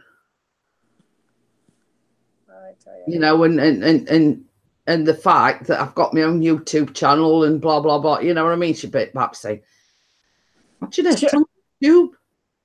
Oh my You know gosh. what I mean? Yeah, she'd be like, "Ah, what's Go on, YouTube? Bennett. I won't like very often. I won't like my picture. I won't sort of appear on camera. Someone say Chris had this YouTube channel for years, and I sort of weren't interested. You know, that's your thing. You know, it's not my thing, sort of thing. They touched it until a couple of years ago, did I? I posted a couple of videos. But you know, it's like, look at me now, sort of thing. Yep, exactly. Yeah, it's much more fun. Like, I know I've seen all these gamers and watched. Like, I watched for years, and then I'm like, you know what? Why not? Oh, that's it. Oh, and talking of Bella, Yeah. in my Facebook group, she's put a thing like me and Chris. Oh, right. I've sat there this morning, and it brought a tear to my eye, and Aww. you know, you'll have to go and have a look at it. You know, it's very, very sweet. You know, and same as I said to Chris the other day, I mean, without YouTube, we wouldn't have made fabulous friends like you, boss man. Oh yes, and you sort of get a little mini shout out in Chris's latest video. I saw that. Yeah. I see that, yeah. Yeah, that's 50 quid, Yobi. All right. I'll get it to you. I'll will it to you. How's that sound? Chopper says he needs a holiday. I do. Aww. I That is need a so holiday. cute. Aww. It is, isn't it? I will say I sat there and little tear come to my eye this morning when I saw that, and I would never have met such amazing friends like you and Bella and Gail and Ian and everybody else. Well, Without you two, it's brought us all together. It has, and I'll say this much. I mean, I won't get up for anybody else at 5 a.m. in the morning. So. Just letting us know. Yeah, just letting you know. No, I was going to say, consider yourself I mean, lucky. it's amazing. Like Crimson and yourself, you're both like thousands of miles away, but we feel like your family. You're not just friends. It's we're like Emma and Dennis, and we feel like we've got to know each other through this forum, if you know what I mean. Like Choppers as well. I mean, he's in Australia. Yeah, we're dedicated friends now. Yeah, absolutely. It's like I mean, like for a lot of us, we've not actually met in person, but we seem to know each other. We know what each other's personalities are. Yeah, absolutely. Even though we've not met in person, and I had to laugh when you was in the car with your dad the other day. Oh yeah. And you said, "Oh, these is all my UK friends." You know what I mean? Yeah. Yeah, I know. He's like, it's just, I don't know. He loves it because at least I know he knows I have friends. And I told him by this time next year I want to be in the UK, and he goes, "Really?" I said, "Well, that's the goal."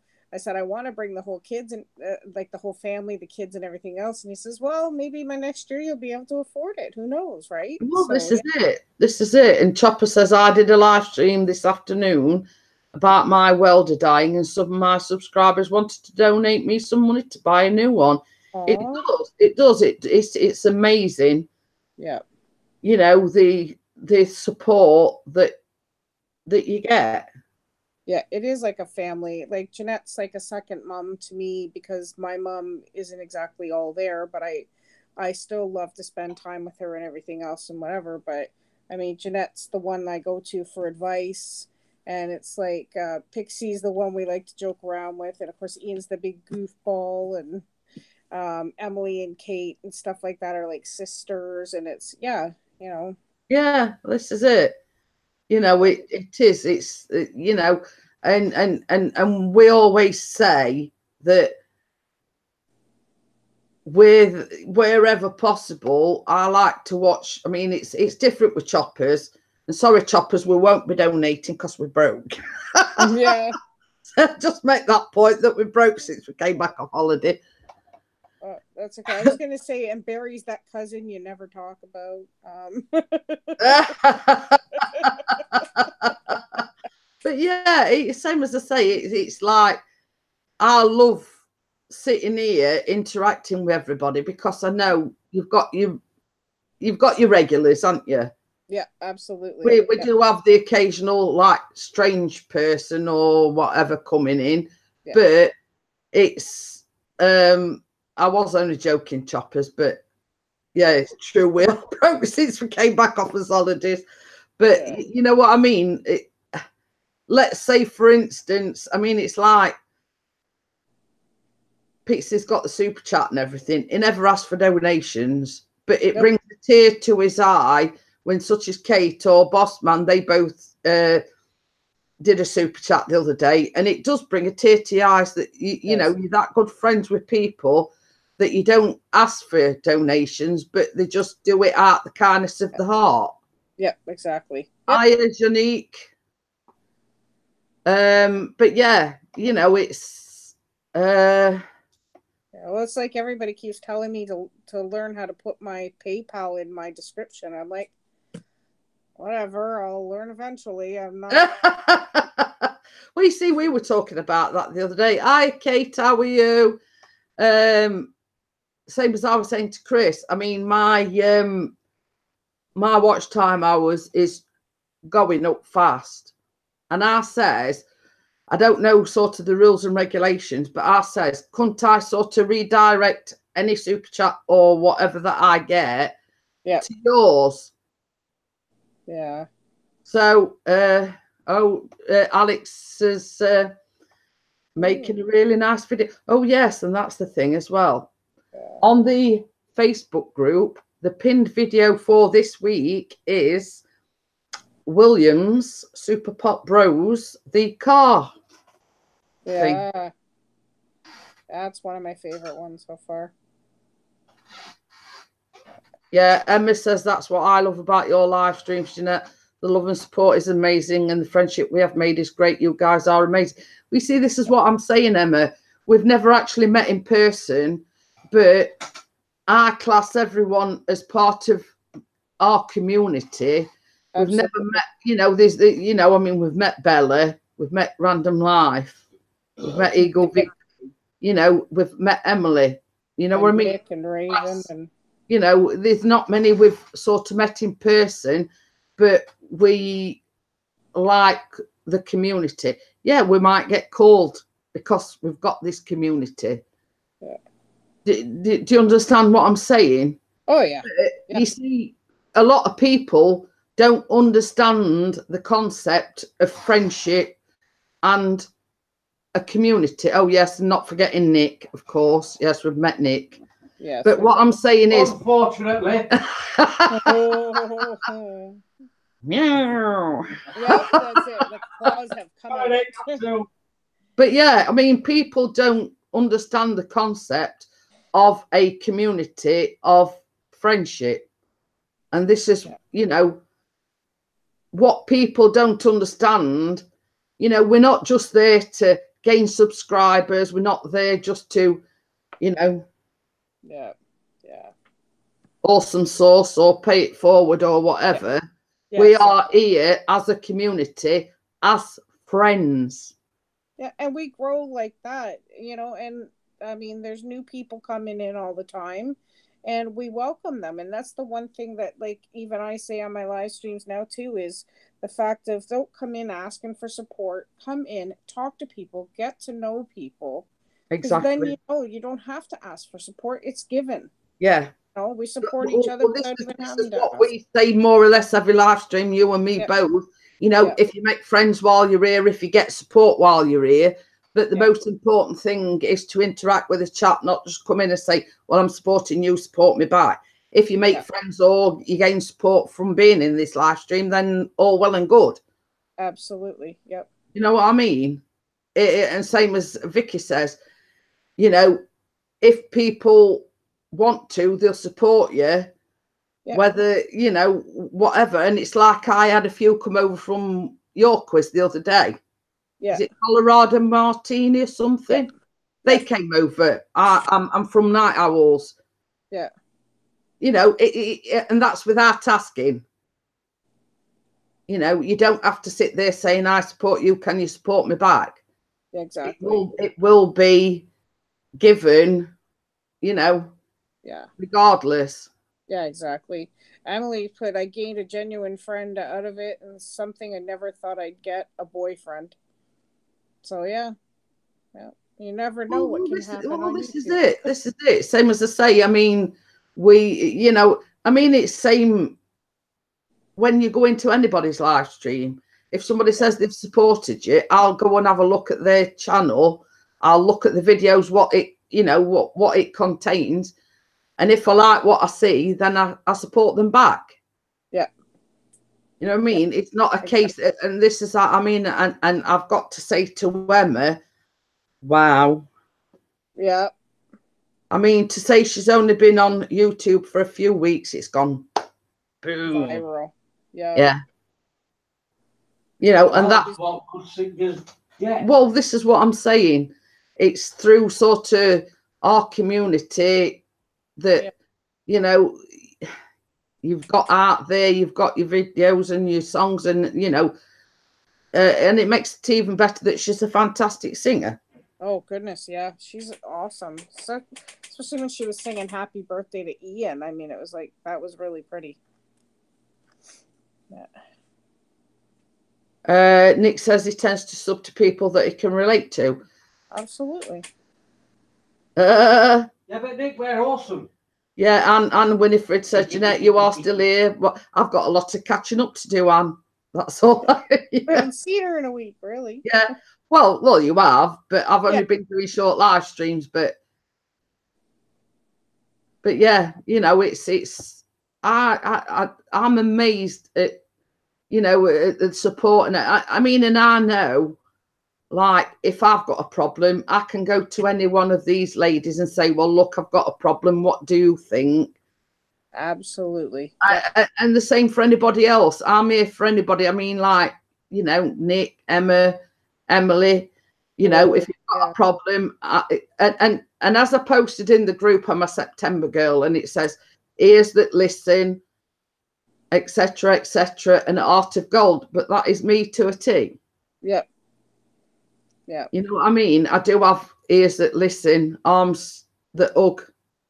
You know what I mean? Even though I might not be able to physically hug you, Yeah. One day we will. Yes, we have, Nick. Yeah. Yep. Yes. Yep. Yep. Yes. Best news I've heard all week. Yeah. Alex says I am a problem. Yep.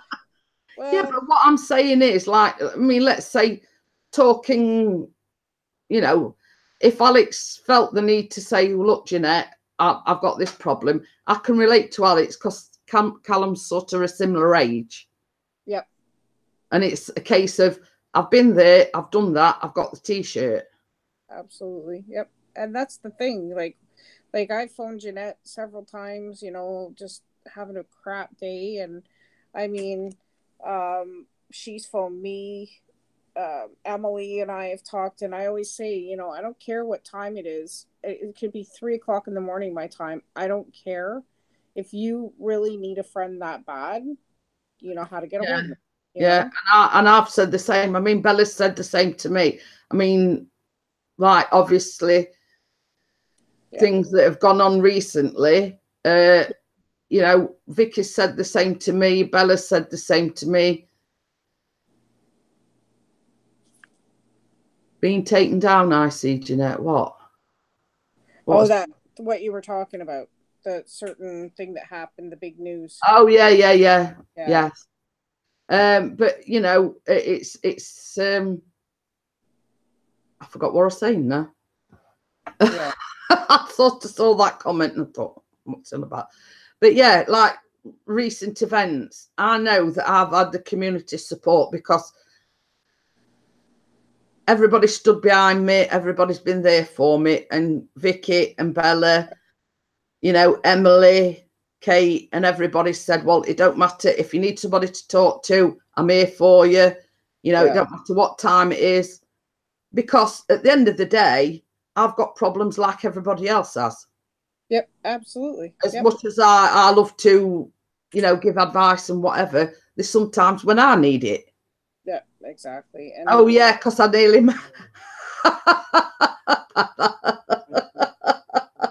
sorry, I'm laughing at what Nick's put, because I said to Chris this morning, I went, oh, look who's here on Facebook. Should I send him a friend's request?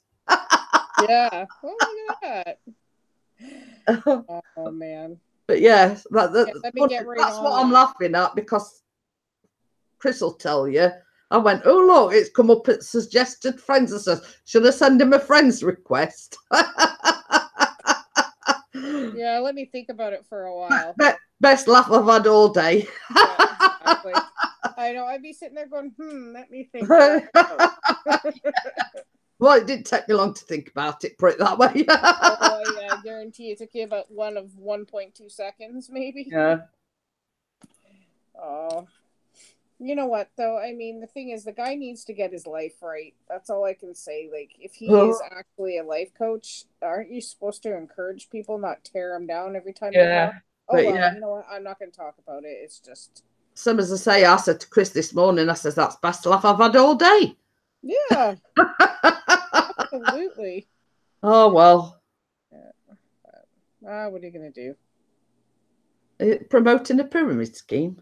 Oh, are we? No. No, that person is. Oh, absolutely, yeah. Oh well, you're not beyond there much longer then either. Nope. Probably not. He's going the way he's going, I'll tell you. Double your money or triple your fun. Yeah, that's it. Yeah. But yeah. Oh my gosh. It was best. It were a good start today because I absolutely creased myself with laughter. Oh yeah. Well, I nearly said wet myself then, but hey ho. Yeah, you never know, right? Trust me. I didn't want to laugh too much just in case I did. The funny thing is, I would have laughed. I would have fell off my chair had you sent him a request. However, I think I would have died laughing had he accepted it. Yeah. That'll not be happening anytime soon. I can assure you that. Oh, yeah. I blame you. I'm not going out of my way for it either. No. Anyway.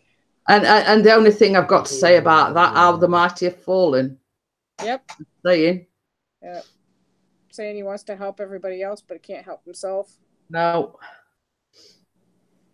Oh well. You know what? Well, you know, we've got a saying here in the UK. That's what happens when you shit in your own backyard. Yep. Yep. Yep. Just saying. Oh yeah, I agree. I agree. No. Holy cow. So I think I think that person needs coaching advice myself. Yeah, I think so too. That's what I'm saying. Like, you can't take his own advice. Yeah, take a leaf out your own book. Yep. But anyway, we've got better things to talk about than that. Yes, we do. Well, the thing is, Nick, we're broke, so no. Yep, sorry. Chopper says I started at the bottom. I can't fall any further. Yep. That's it. That's it. Go on then, Emily. I'll let you. No, she says, can I ask a question? Sure. If you donate to Chris's PayPal. It's $10 a question, Emily. No, I'm only joking. I'm not. Of course you're not, Pixie. You need every cent you can get. I'm just joking. You know how they say a penny for his thoughts, right? He needs every penny he can get. Exactly. Sorry, Pixie, just joking. Yeah, this time next year we will be millionaires. I hope so. Yeah, that's it. Yeah. Yes, it is. Yes, it's a sign that he committed, if you know what I mean. Yep. It's the old adage: if you start off as friends, then things blossom. If you know what I mean. Absolutely. Yeah. I think he's willing to change his mind on a lot of things, Emily. Yeah. You know, it's the old adages, getting to know each other first, and then you know. Yeah. Yeah, that's exactly it. I mean, put it this way. I mean, just saying, we've been married 15 years, and I keep asking for an eternity ring, and he still hasn't bought me one. Nope. But we know we're for eternity anyway, so. Yeah, exactly. That's it. You know, you're together forever. Yeah. So. Friendship is an essential part of a good relationship. It is. Yeah. I mean, it's like, I mean, I don't know about Nick or anybody else, but we laugh together, we cry together. Yep. You know what I mean? Yep, through absolutely. Good times and the bad, you know that you can rely on that person. Yeah, when you hurt, he hurts, and vice versa. Yeah. Yeah. You know, it's the, you know, when you take your vows, you for better, for worse, for richer, for poorer, and it's true. Yeah. I mean, and I've always said, even if we were homeless and had to sleep in a tent, so long as I've got my family with me, I don't care. Yep, exactly. Yep. You know what I mean? It's one of them things, you know. If we were homeless tomorrow, as long as Chris and Callum's there with me, I couldn't give a Yeah, Rat's patootie. Yeah. Are you falling asleep over there, buddy? I think Carter's falling. Yeah, he's falling But yeah. He got up at 4:30 and he's like, "Is Mrs. P on yet?" And I'm like, "It's not even 5 o'clock yet." Really that excited to see me? He missed you. Oh, bless. He says, if she comes on, you have to tell me right away. Like, you have to wake me up. I'm like, all right, totally. And then he was up before I had a chance. If there's not me, my camper is a one-man show. But it's true. I mean, you know, if you've got that sort of relationship, you Absolutely. know, money's not everything. So long as you've got the love and support of your family, so long as you've got the love and support of your friends, absolutely. You know, it don't matter sort of what life throws at you. You know that you've got the love and support of your family, your friends. You know, it's funny how when you're in a situation like that, though, when it comes down to it, how you find out who your true friends really are, though. Yeah.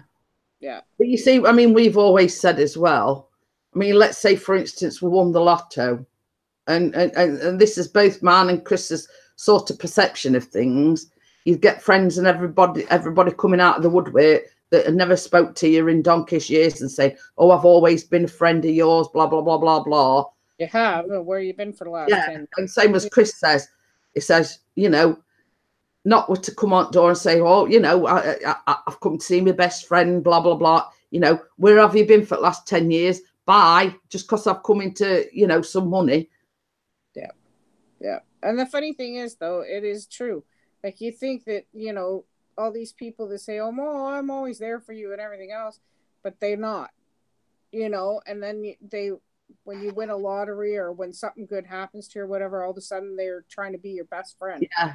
But I mean, same as I've always said to Chris, a true friend is there through thick and thin, no matter what. And let's say we won the lottery, they'd say, "Well, it couldn't have happened to a better person. I congratulate you. I don't want anything from you."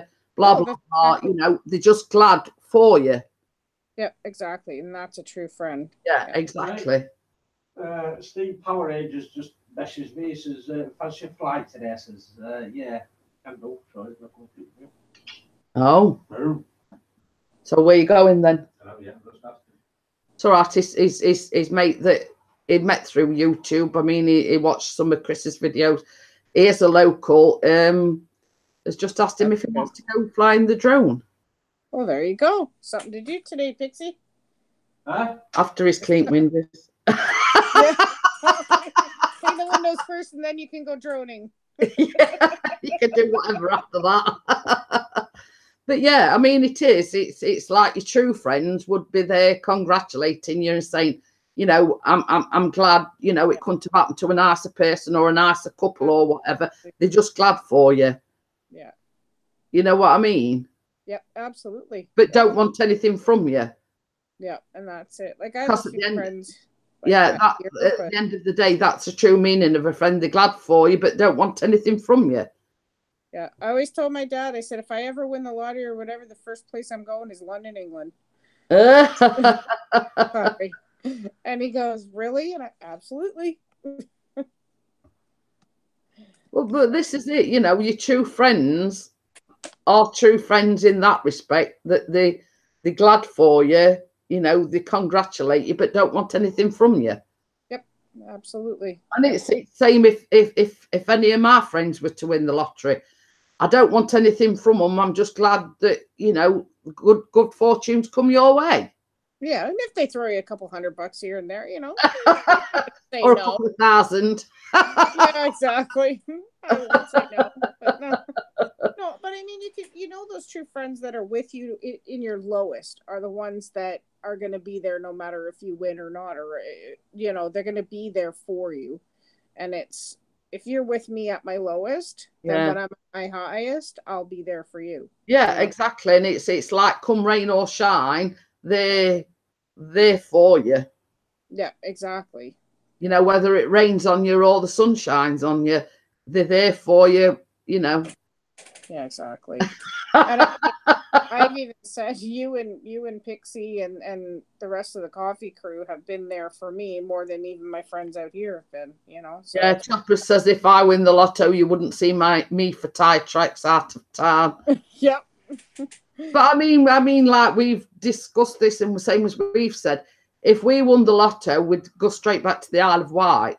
Yep. Yeah, it's still in this country. I mean, but it's a beautiful place, and there is a lot of beautiful houses. You know. Exactly.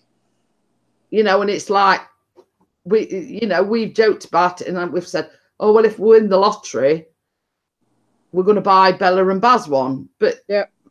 That's because they've been such, been there good for friends you. to us. Yeah, exactly. Yeah. Yeah, that's it. Most definitely, Emily, true friends here for life. But that's it. That's the same as we've said. If I can help one person, then I've done what I set out to do. Exactly. Yep. If I can help one person, then, and I know that if I'm in trouble, if I'm in a bit of a situation, I can just turn around to people and say, well, look, I just need somebody to listen. Yeah, exactly. I need, get things off my chest, etc., etc. I know that I've got people that will listen. Yeah, it's smart. Chopper says he'd do a YouTube world tour. Tired. That's what happens when you get a bit fun. Oh. He's tired. Can you say hi again?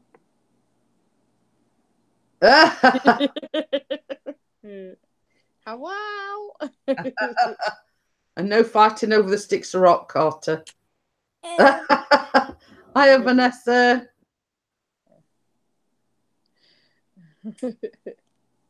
Yeah, he's tired when he's willing to shut the iPad off and come and lay with me.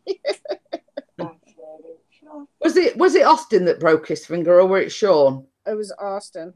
Yeah. How's it doing? It looks deformed now, but it's doing okay. Yeah, he's not complaining anymore either. It's just tender. But I mean that, like, his dad's like, "Oh, you got to go to the doctors and find out this and find out that." I'm like, "Okay, you know what?" Hey, Mark's back. Yeah, he's getting licked to death. Yeah. But yeah, it's yeah, the cat's not doing too good. She's getting thinner by the day, so I don't know what's going on. Oh dear. Yeah. We thought we got her to eat and everything else, and then she just stopped. But she's drinking. She's still drinking water and stuff like that. Just that's it. You thought she were on an upward turn, but she stopped eating again now. Yeah. Oh dear. So we'll have to keep an eye on her anyways. There's not much we can do. I can't afford a vet bill for an operation or nothing, so. You seem fluffy at all today? Not yet today, no. Oh dear. Yeah, I haven't seen her at all today. Yeah, no. She likes to hide now, so I know something's wrong. But oh well, you know what? We'll figure it out. That's it. Yeah. Really? Yeah. That sounded painful. No. Okay, stop it. Okay. I think Mark's on the lookout to see if his girlfriend's about. Yeah. That made you look, you dirty duck. Well, look, he's even got his hair nicely done, and he's all dressed nice, and everything else. Like, just in case. Just in case. Yeah, that's it. Fix it. You had hair out of place, Mark. He turned off his camera. Oh gosh, that's funny. Doctor says I went to the doctors and said it hurts when I point. She said, "Well, don't point."